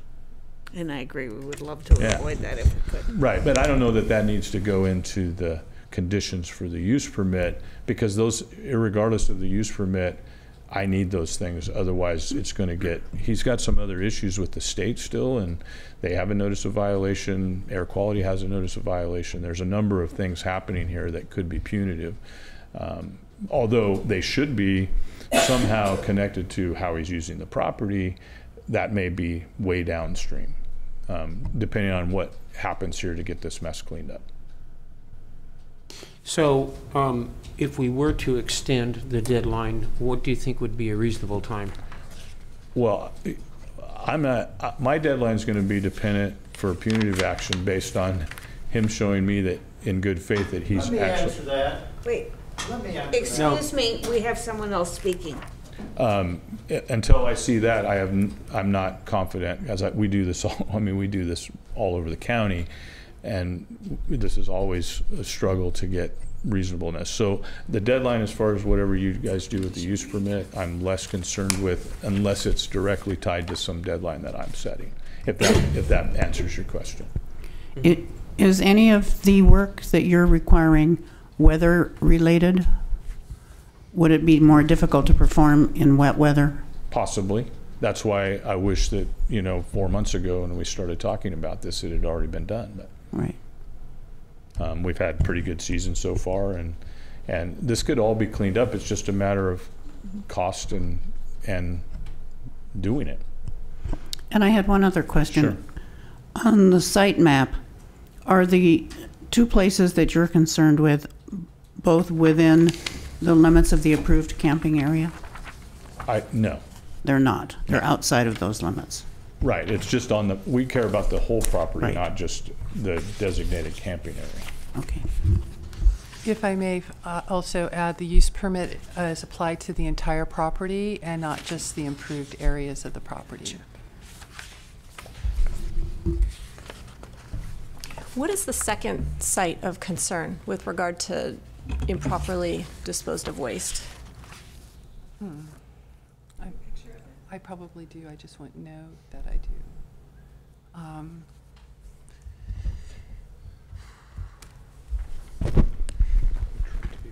So Sarah, you can see on Sarah's photos, like this one, for example, has its location on it.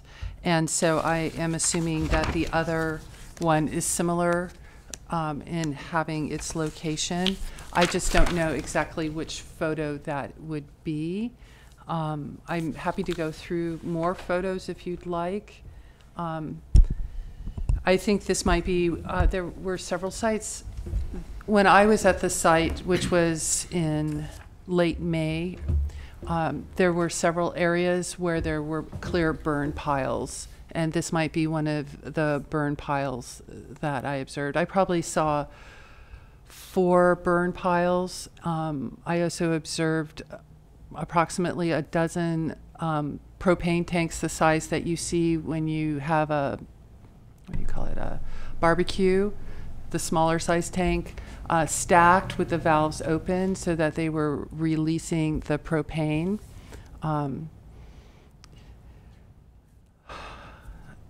Right, it's hard to describe everything. So I really, when in preparing the staff report and describing the site, I really relied on the photographs to help me describe what I observed. Thank you. I guess I'm I'm back to thinking about condition 34B1 and whether there's a way to balance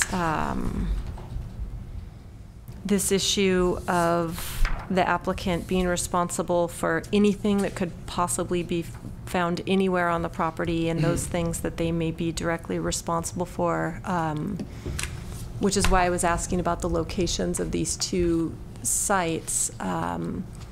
So I'm seeing in that condition it says buried waste located anywhere on the property.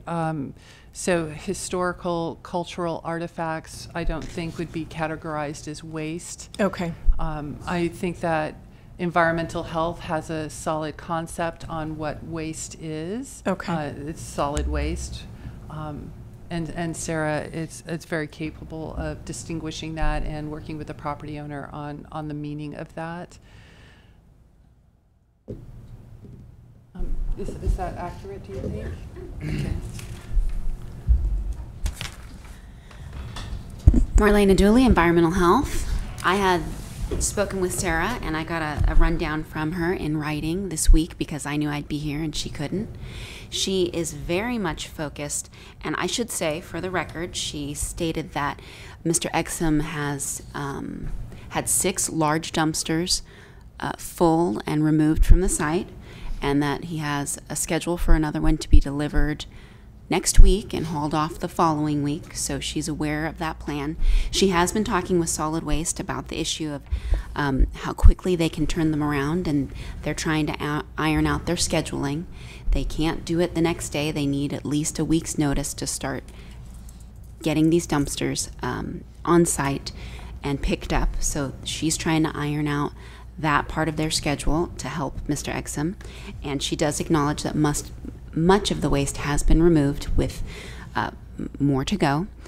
She states that there's a site of concern regarding buried waste that now has around a dozen or so trailers consolidated on top of it. And first, these trailers will need to be properly dismantled and removed, and then underneath that site is her main area of concern for the previously observed buried waste, which she observed during an inspection on July 18th.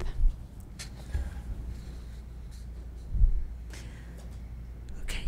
Any other questions for Mrs. Dooley or for any other staff member? Well, I guess regarding this same condition, I'm not clear if we could remove in the condition the requirement for a registered geologist, and if you're recommending that the observer instead be on site? Certainly, we would be willing to do that.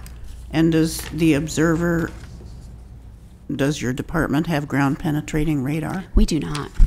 So somebody has to be hired to have the ground penetrating radar? I would say it would be an either or option. Either have our solid waste inspector on site during the excavation or turn in a report that says there's nothing there. Well, I think having our inspector on site would probably be the more economical option.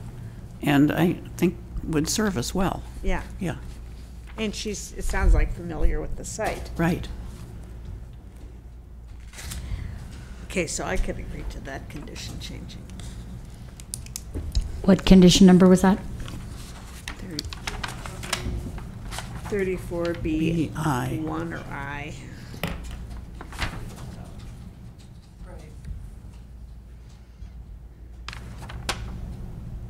So we would now be requiring the owner to have an authorized observer from environmental health on site at the time of excavation, Yes. instead of the ground penetrating radar and all that. So 34B1I. No one. BI. No one. They were calling it B1, but it's BI. And so, and the last sentence, then the buried waste located anywhere on the property must be lawfully removed and disposed of would remain, right? So after. Yes.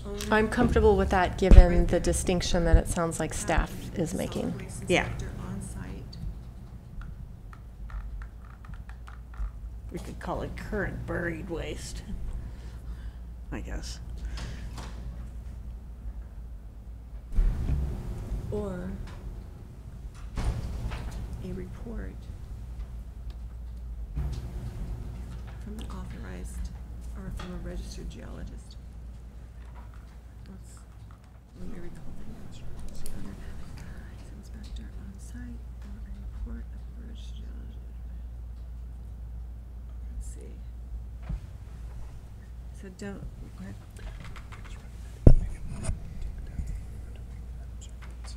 Okay. Right. Was it on site during excavation? Yes. So make sure you underline and strike out when you do stuff.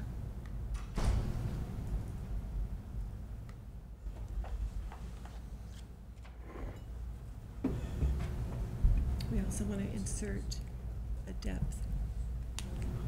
There has to be a depth of dig down for the inspector.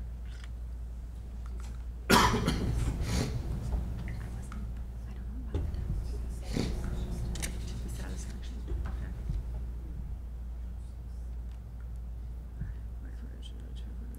Should this condition also state that no new waste should accumulate? Do we have that in conditions elsewhere?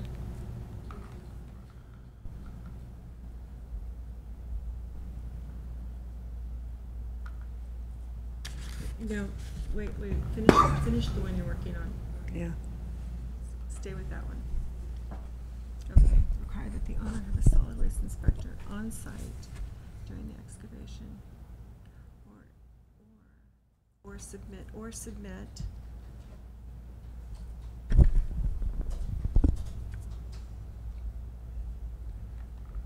Madam Chair, for the benefit of the recording, I'd just like to indicate that staff is currently attempting to propose language up on the screen that the entire commission is looking at. Yes, okay, thank you.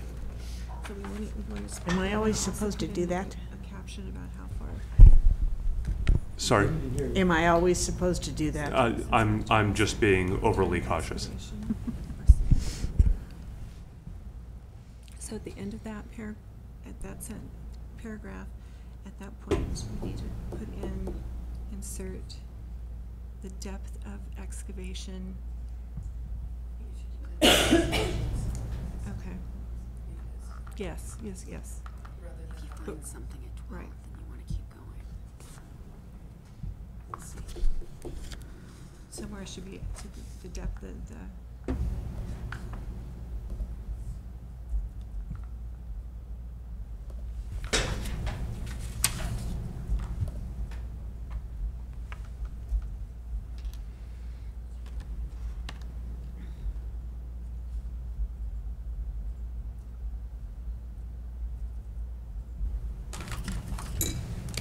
How's that read, Marlene? But I think they should go back, you know. This is actually how it believes that the barrier of solid waste including removal of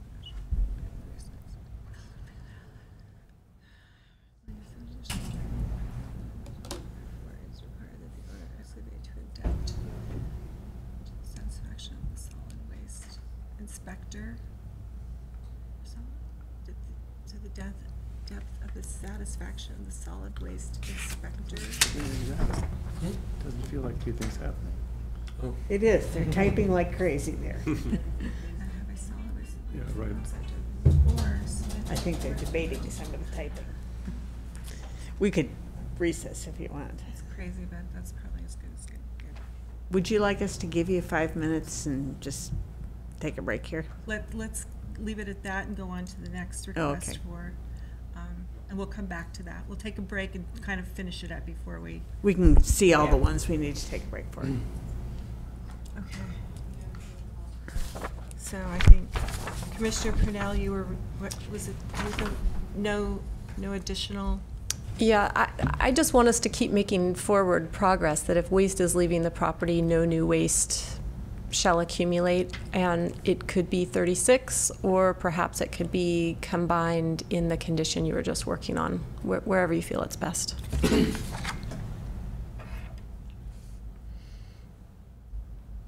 so just leave it there and then we'll come.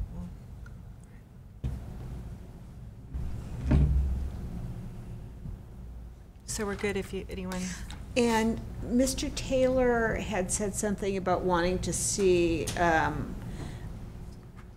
agreement so that the code violations could be remediated, that you wanted a separate plan about that or something like that. I don't know if that has any place in our thing here, or if that's a totally separate issue.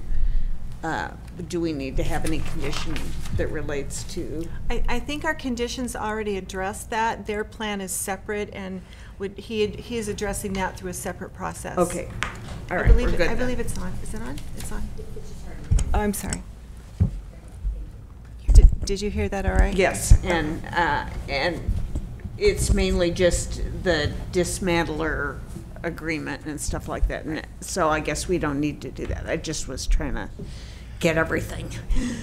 So I originally suggested the October 31st date because it was a month following the code enforcement deadlines. But the property owner is saying that they're really trying to meet the requirements of the code violations, but that they feel they need additional time. So I just want to ask the commission if they want to change October to November, to provide the property owner with more time, or even December. Yeah, I was going to say we could go till the end of the year as long as we're seeing good progress. I don't want to make it that he can't do it. I would rather get it done. Right. Weather permitting. Weather permitting. And, yes. The problem with that is you get in the winter months, and a lot of times you can make a bigger mess than was there. You might want to think about that, because I think that's what the October deadline was put in there I for. did think that myself. Yeah, but- November, December, January, or, they can be just wet months, and big equipment, or even just a truck coming in to pick up a dumpster can't even get in there. Well, if a truck can't get in there to pick up a dumpster, then they shouldn't be having an occupancy that requires a dumpster, I guess is part of my thinking about that. I mean, if the place is not paved well enough to get the to get the dumpsters picked up, then I think we have another set of problems, which is that there shouldn't be an occupancy generating waste at dumpster level if the roads don't support it. So I'm not buying that one exactly. But I think digging up a big hole to, the actual excavating. Right. Would definitely be weather related. Yes, I agree with that. But I don't know if, I think all that needs to get done by October 31st. I don't know if all the, peripheral dumpster collecting kind of stuff needs to get done by then. I think that might be okay to extend a little bit, but go ahead. So I would be willing to make the exemption until the end of the year, December 31st, weather permitting, and giving the owner the leeway to decide what needs to be done sooner to beat the weather conditions. Okay, that works for me.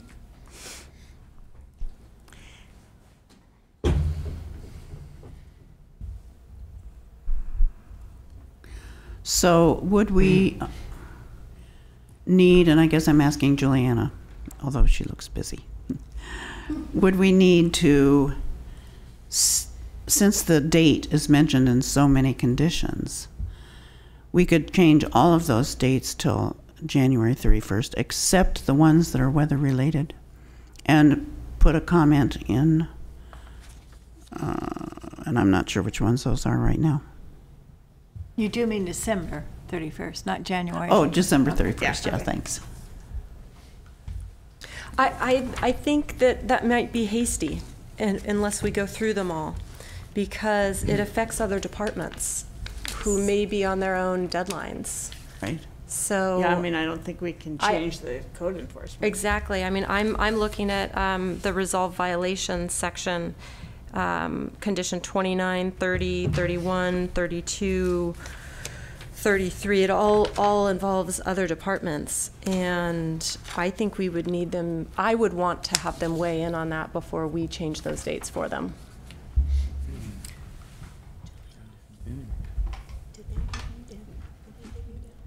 Right. So the other departments gave me deadlines of September 31st, and I wrote these conditions saying that they would be resolved to the satisfaction of Planning and Building Services Director a month later. So they're already under a requirement through their notice of violation to resolve these much earlier, but the applicant is saying they're having trouble meeting that deadline.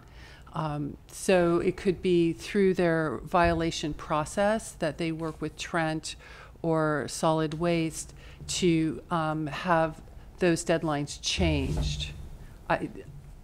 Planning has, those departments work on those individually. So I was hoping to give a month's additional time for them to resolve them, but really giving until December. What I was trying to give to the director was if these violations are not resolved and they continue to persist, that even though this use permit would otherwise expire in June of next year, if the problems persist, the director can begin a process of revoking the use permit in January. So, you know, you want the carrot, but you also want the stick, right? So the encouragement to straighten up the problems is there, but if the property owner decides they don't want to do anything, but they also want to continue operating a use permit that's in violation with our codes and our regulations, then the director needs direction on revoking that use permit if they feel that it's warranted. And that's really, if you read the second sentence there, at such time, if not resolved, the director may consider condition 4, which is the revocation condition, and publish notice of the commission's intent to consider grounds to revoke or modify the major use permit pursuant with our local codes. Okay, so if we were to give them until the end of the calendar year, it wouldn't be, that would just be the time by which they would need to communicate with planning and building that they're clear on all violations with other departments. Right. And it wouldn't be in direct conflict with other department deadlines, which may be extended. Right, and the director has the discretion, even in December, to talk with those other departments and learn, well, they haven't satisfied the violation, that we do know that they're very close, that they're working very hard on it. The director doesn't have to begin revocation hearings, but this allows the commission to give parameters for the director to consider that action if it were appropriate. Okay, thank you. Given that, I'm in support of the extension then. Madam Chair, if I may. Yes. Christian Curtis, Assistant County Counsel. I think everyone's clear on this, but I just want to be very explicit that setting the deadline here would in no way authorize violation that's occurring prior to that deadline, and in no way prohibits any of the other departments from enforcing the rules that exist. This is just relating to the timing that they need to be in compliance to also be complying with the terms of the extension of the use permit. And would you prefer that language were actually in one of these conditions? I don't actually think that it needs to be. I think that's already the case by operation of law. I just want there to be no misunderstanding by anyone involved in this process.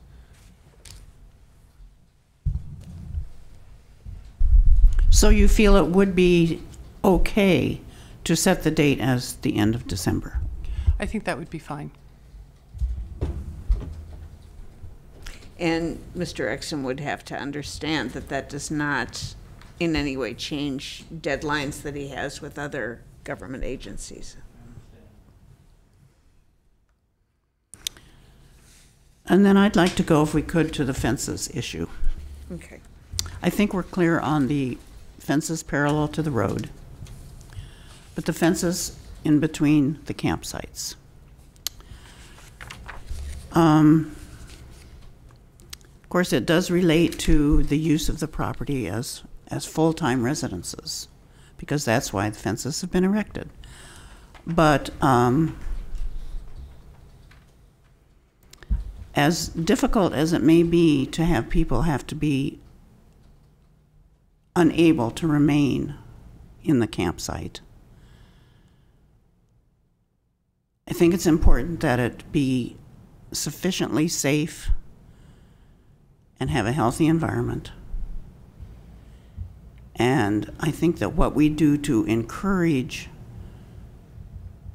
continued long-term use, even when it's against our own code, is probably wrong, as hard as that is. So I think that the idea of the fences being only 42 inches or 46, whatever, 42 is what it says. is probably a good idea. It still can designate a division. Kids and dogs may go over them, but People should watch their kids and dogs. exactly, it's like any other campsite. If you're not cooperative with the campers around you, hopefully you'll hear about it. So if that is if you guys all agree with that, then we would still have condition 35. That would be that the fences parallel to the road should be removed. And that would be in addition to, on condition 28, that we would change in 28D the word should to shall.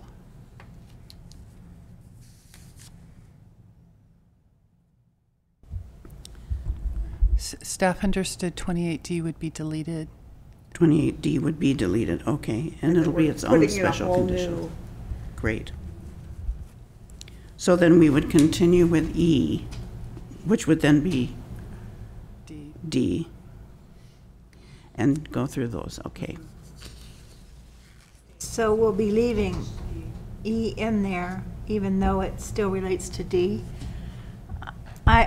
Well, it doesn't relate to D. Okay. It just says maximum height of fences Okay. should But be maybe limited we- to 42 inches. Maybe we should clarify fences between campsites.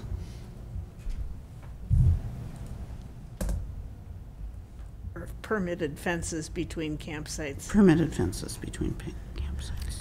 So it's been recommended that the maximum height of any fence allowed under this permit should be limited to 42 inches. Is that wording acceptable? Yes. Okay, so we'll just change E. E will then become this new wording then. Great. And we will change that. Yeah.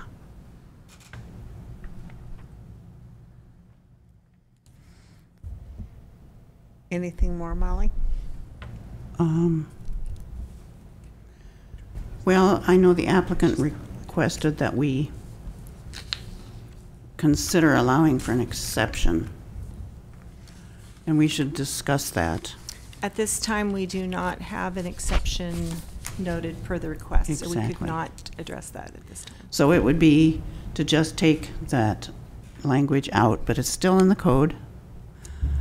And I don't see how we can avoid leaving it in.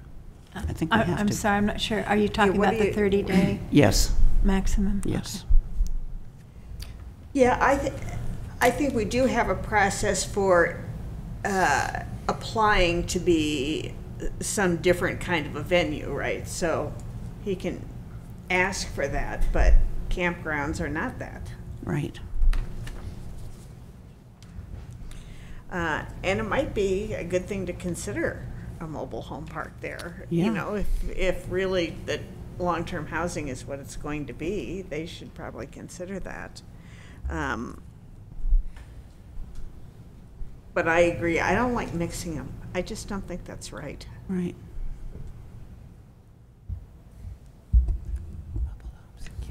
So we're going to leave the wording as was originally written? So condition number 16, that is what they're applying for under this use permit, is the transient habitation campground. And that is wording out of our code, so we could not change that without going through an ordinance amendment. So again, we're going to leave that as it was originally written? Yeah. Yes, Okay. please. And there is a process for him to apply to be a trailer park, so. So the 100 people that are there now, according to this, excuse me, would not be allowed to stay there. Is that correct? So with how they pay their rent would probably be the way to monitor that. If they're paying on a weekly or a daily or weekly basis, if they're paying on a monthly basis, then that would make a determination that they are long-term. So by changing, and I think they've agreed to change their website to not advertise for monthly payment, they would only be a weekly or daily type of payment process.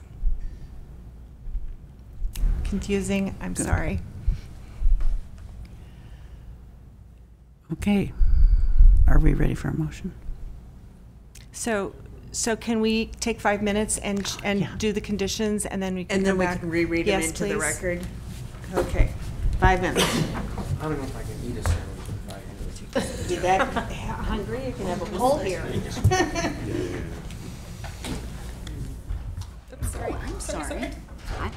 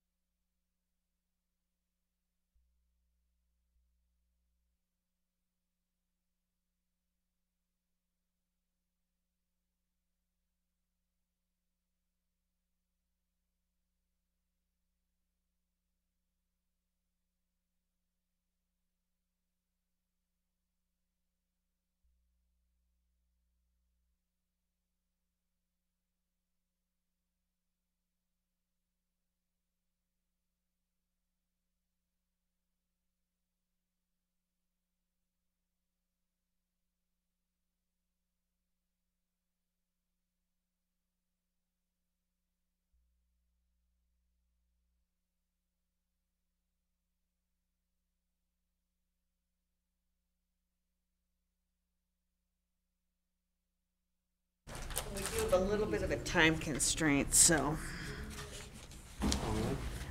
Commissioner Purnell needs to be somewhere at noon. It's on the east side. 2017, 19, I don't. Yeah. It's out Highway 20 past. I don't know. All right, could somebody just read the modified conditions into the record? Yeah. Say the number and the condition. Right. There are also some, at the beginning of the presentation, I had mentioned some minor modifications to the resolution. Okay. At the beginning of the meeting, I had mentioned also at the beginning of the resolution, there's some clarifications. So beginning at the date of the resolution is August 2nd and not July 21st. June 20, August 2nd and not June 21st. So we're asking that to be corrected throughout the document. We're also asking that a clause be added stating, whereas the Planning Commission on June 21st, 2018 continued the item to August 2nd, 2018 at the request of the applicant, and then the following whereas clause correcting the date to August 2nd. On Exhibit A, correcting the date of Exhibit A to August 2nd. Don't just strike out. I know. There we go. Then the findings remain the same, and moving through to condition 16 stands. Condition 28, item D is deleted, and item E is revised to read as follows: the maximum height of fences between campsites shall be limited to 42 inches. Condition 29, preamble is revised to read prior to December 31st, 2018. Similarly, conditions 30, 31, and 32, 33 preambles will read prior to December 31st, 2018. Then condition 34BI shall be amended to read as follows: Mendocino County Environmental Health believes that the burial of solid waste, including but not limited to crushed campers, may extend beyond the recently excavated and filled waste burial sites described above. Mendocino County Environmental Health believes additional burial may be present under the adjacent illegal dump site. The excavation site examined to a depth acceptable will be, the excavation site examined will be at a depth acceptable to solid waste, acceptable to the solid waste inspector. The excavation site examined will be at a depth acceptable to the solid waste inspector. Therefore, it is required that the owner have a solid waste inspector on site during excavation or submit a report from a registered geologist or equivalent performing a non-intrusive investigation of this area using geophysical techniques such as ground penetrating radar or an equivalent technology that is at a minimum equally capable of determining the waste extent and waste characteristics. Buried waste located anywhere on the property must be lawfully removed and disposed of. Then adding condition 35, no fences or gates that parallel internal roads or obstruct ingress to or egress from the campsite spaces shall be installed or maintained. Any existing such fences or gates shall be removed. And adding condition 36, no additional solid waste shall accumulate on site. Do you need a date on when the existing fences shall be removed? Should that go in with the December 31st Okay. All right. inspection or whatever? If you would like, I'm happy to add that. Well, it just seems like just tacking on a condition without, it should say that they should be removed by December 31st. Okay. In that condition. All right. So prior to December 31st, 2018, no fences or gates. All fences Oh, or all, gates. all Not fences. all fences. Oh, yes, all fences. Fences and gates, fences or gates that parallel internal roads or obstruct ingress to or egress from the campsite spaces shall be removed. Madam Chair, I would suggest it might actually be easier to put the date in the second sentence rather than Yeah, the I'm good first. on wherever it is, but I just think we need to tie that to a date too.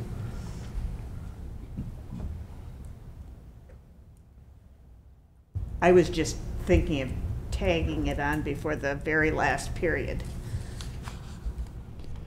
Prior to Shall- December 31st, 2018, any existing such fences or gates shall be removed. Okay. Works for me. Okay.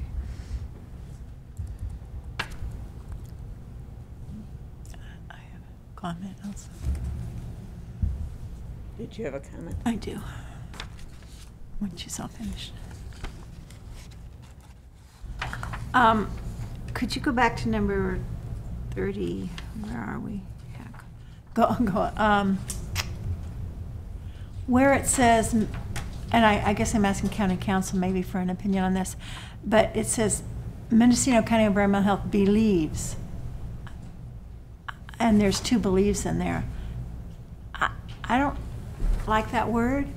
I don't know how the rest of you feel, but I think it should be changed to something. Something more factual. Yes, yes.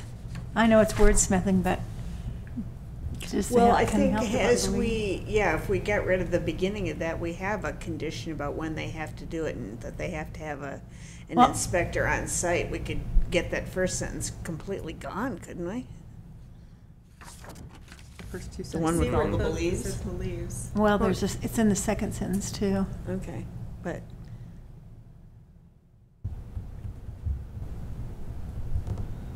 I don't need that sentence. I want the one where they're The gonna excavation. do it with an inspector present or go with the geologist's report.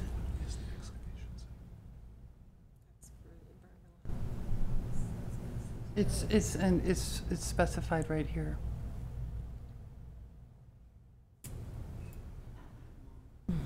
Okay, we just haven't referred to it as an excavation site.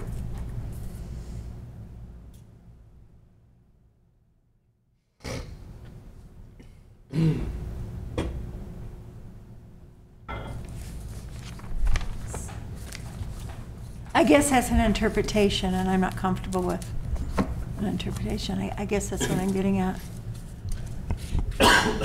They may believe it, but somebody else may not believe it. Do you understand what I'm trying to get at?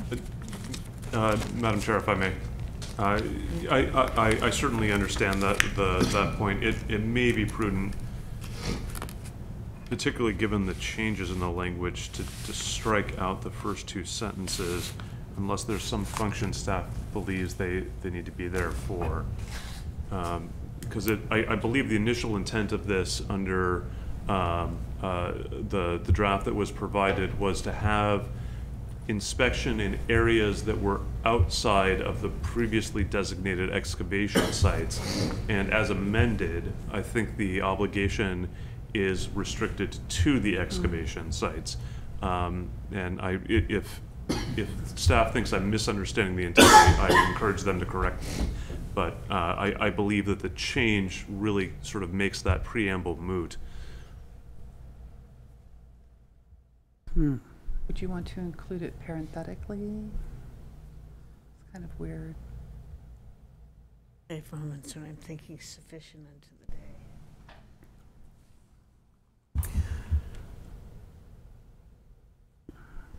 Can you have some sort of a thing in there that says that you could require supervised excavation at other sites within the park that are suspected of having buried illegal waste or something?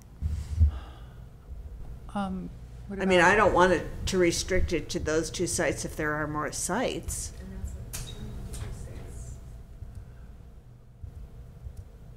What if we just create a separate point, separate out the first two sentences from the other sentences?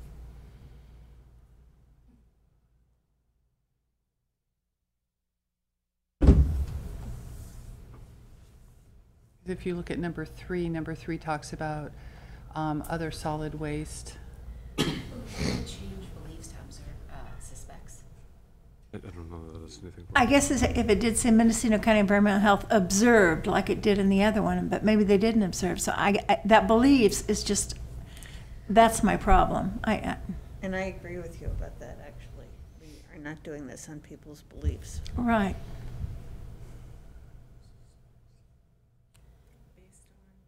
Do we need it in there? Based on, it was Fish and Wildlife that photographed the site, saw the open site. So. What's the intent? I mean, are we looking Just to require? the 2 sentences. Yeah.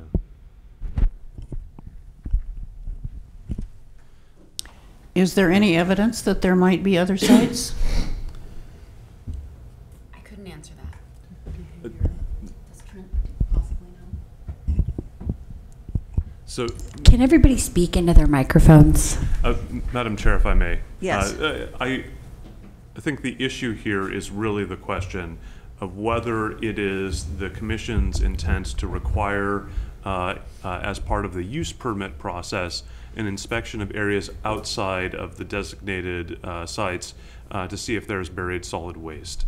And if that is the intent, then I think that language serves a useful function in explaining what the reason for that requirement is. On the other hand, if that is not the intent, then it strikes me as being likely just surplus. And it may be that if there are other dumping sites located, that there may be appropriate code enforcement mechanisms for addressing that. The question is really just as part of this process, is there going to be a requirement to address other sites, and what would that requirement be? And Madam Chair, regretfully, I have to excuse myself. I have another appointment I need to go to. Okay. Sorry, thought we could make it, but we can't. I would be absolutely okay with just dealing with these sites now if there is a mechanism for remediation if other sites are discovered later. We don't want this to be overly burdensome on the property owner. I'm in complete agreement with that. Well said. Me too.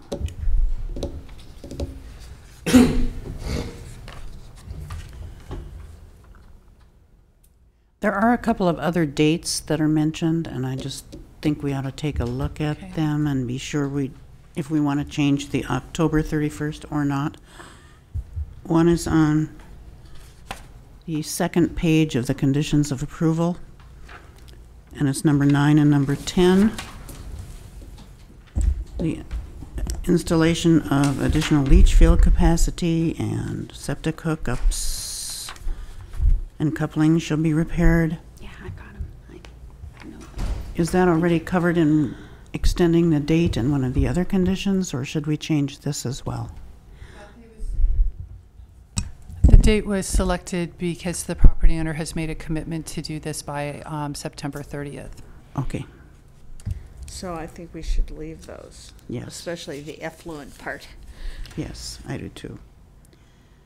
And then there was the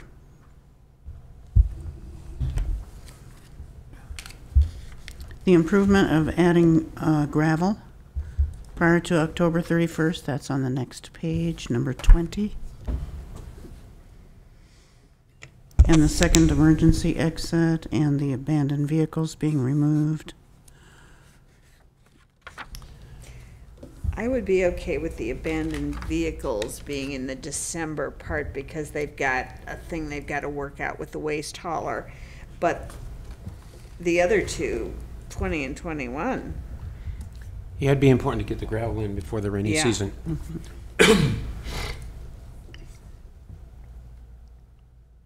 And Mr. Exum said he has in fact already identified an emergency exit, so he can comply with that one.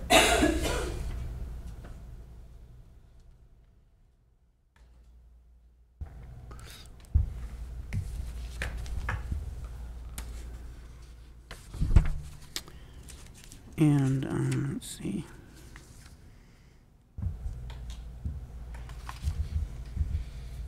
And the other one I see that's tied to a date is number 27, which is the date when the management plan has to be done. Right. 23 also, though. And oh, and 23. And 23.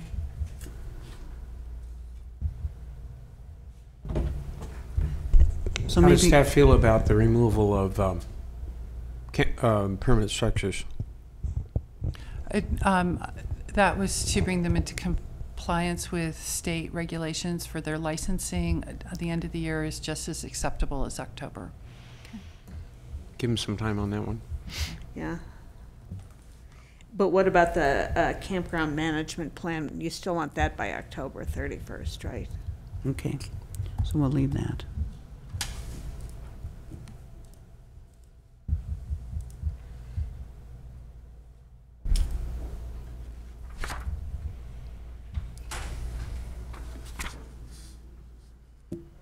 So I think that was it for the dates then. Yes. Thank you. Any other questions or comments, or do we have a motion? So that just to confirm, that one area that about believing, that's been removed, is that correct? Yes, I struck it. Thank you. Madam Chair, I would suggest for the sake of clarity that it may be prudent just to go over these in the same manner that the prior changes were reviewed. To be there were some statements there that I'm not entirely sure if I had heard whether the full board had the same understanding, so I just want to make sure that those get adequately addressed. So that's I for sure. If you could read that one into the record.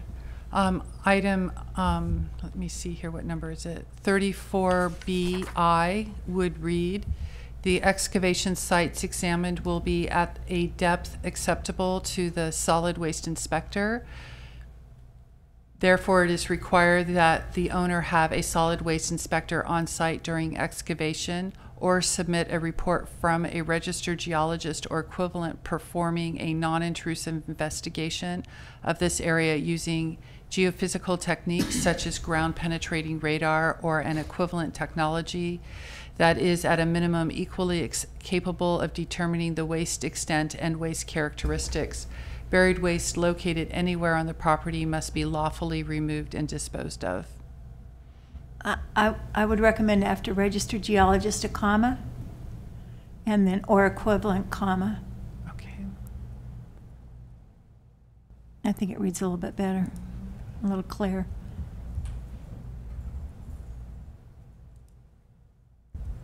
Here I go again, wordsmithing.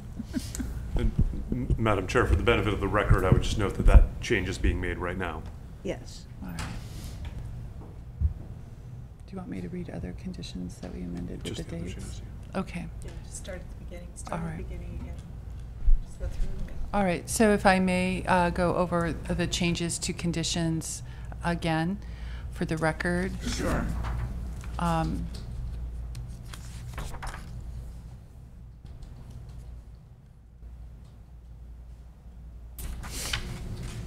No change to condition 9 or 10.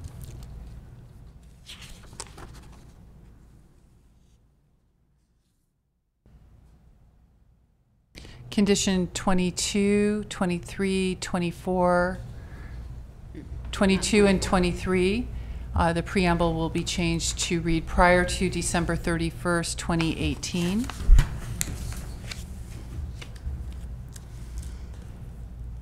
Condition 28, D would be deleted. Condition E is amended to read maximum height of fences between campsites shall be limited to 42 inches.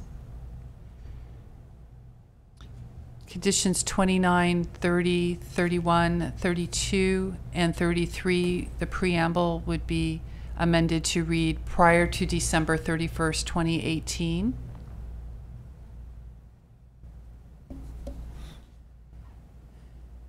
We previously reviewed condition 34BI. Condition 35 would be added and read, no fences or gates that parallel internal roads or obstruct ingress to and egress from the campsite spaces shall be installed or maintained. Prior to December 31st, 2018, any existing such fences or gates shall be removed. And new conditions 36 would read, no additional solid waste shall accumulate on site. I just have one question on 19B.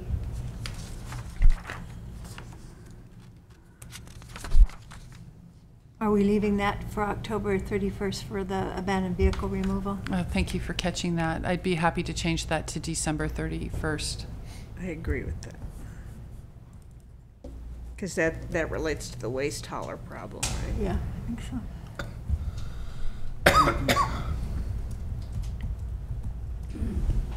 And again, Madam Chair, for the benefit of the record, I'm noting that that change is now being made.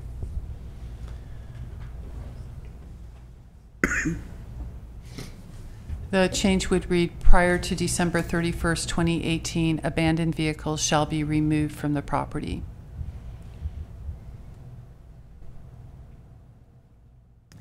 Any other changes or comments? Okay, I think we're ready. Are you ready for a motion? Yes. Why don't I read it in? By resolution, the Planning Commission grant major use permit renewal UR 2013-0002 with a new term concluding on June 1st, 2019 for the project based on the facts and findings and subject to the conditions of approval and modification of conditions 19B, 22, 23, 28E, 29, 30, 31, 32, 33, and 34BI, the deletion of condition 28D, and the addition of conditions 35 and 36 as made at hearing. And with corrections to the dates of the continuations and hearings on the first page and second page of the resolution. And so I would make that motion. Second.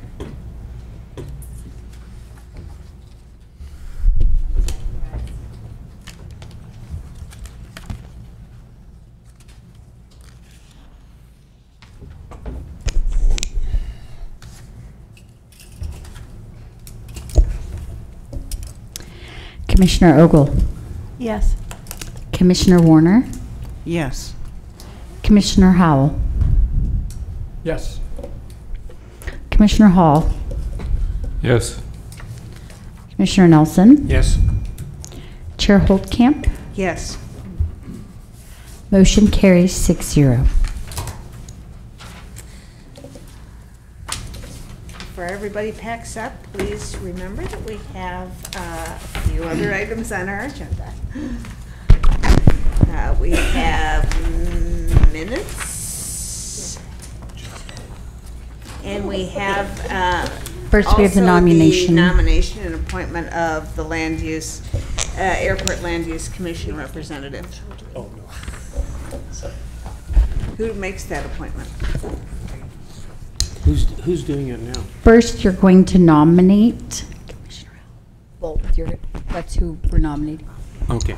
Some So seats somebody are tied needs- to supervisors, but some are not. Somebody needs to nominate, somebody would need to second, and then somebody would make a motion. I and then- nominate Commissioner Howell to serve on the Airport Land Use Commission. I'll second it. Good choice. All opposed, duck. Okay, so now he's nominated. Who's going to make the motion to appoint? So moved. Got it. Who seconded? I'll second it. And by voice vote? All in favor, say aye. Aye. All opposed? Motion carries. Here. It probably did. Give I me was just getting one really second and we'll go into the minutes. Wait. Commissioner Ogle did point out that I skipped over matters from staff. Are there matters from staff? No matters from staff unless there's questions. I was trying to think of any projects that are kind of out there, and there seems like there's a lot of things going on, but I think next week we'll be getting lots of fire, next time we'll be getting lots of fire reports, Yes, but you not will. today. Commissioner Nelson, did you have a question? That was my question. Yeah, for the current fires, I think there's very minimal damage to structures. I think there were a few residences lost, and I know there's some evacuation centers set up. But as far as the Redwood Valley Complex, Mr. Gonzalez will give you a report on that. And we have approval of the April 19th, 2018 minutes. Prior to the hearing, Commissioner Ogle was nice enough to submit her revisions, so I will read them into the record now. On page 2, Michelle McQueen, the second sentence will read, "She noted that, comma, and an adjacent owner to, as an adjacent owner to the property." We're going to delete that second comma. To the next sentence on page 2, Chair Holtkamp noted that water testing would be required to, that's what we're adding the word to, measure water flow. And one last correction will be made on page 3 in the 5th paragraph, Commissioner Nelson's statement.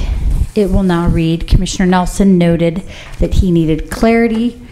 We removed the comma and asked if they could require the additional water test period and deleted the question mark. Thank you. Sorry I was so late in getting those in. Not a problem. I got you now. I'd move approval. Second. All in favor? Just say Aye. aye.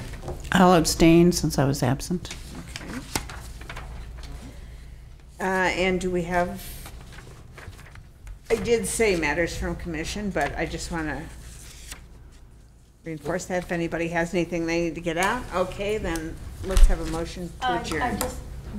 I probably should just kind of put on notice that I will be unavailable on September 20th and October 4th.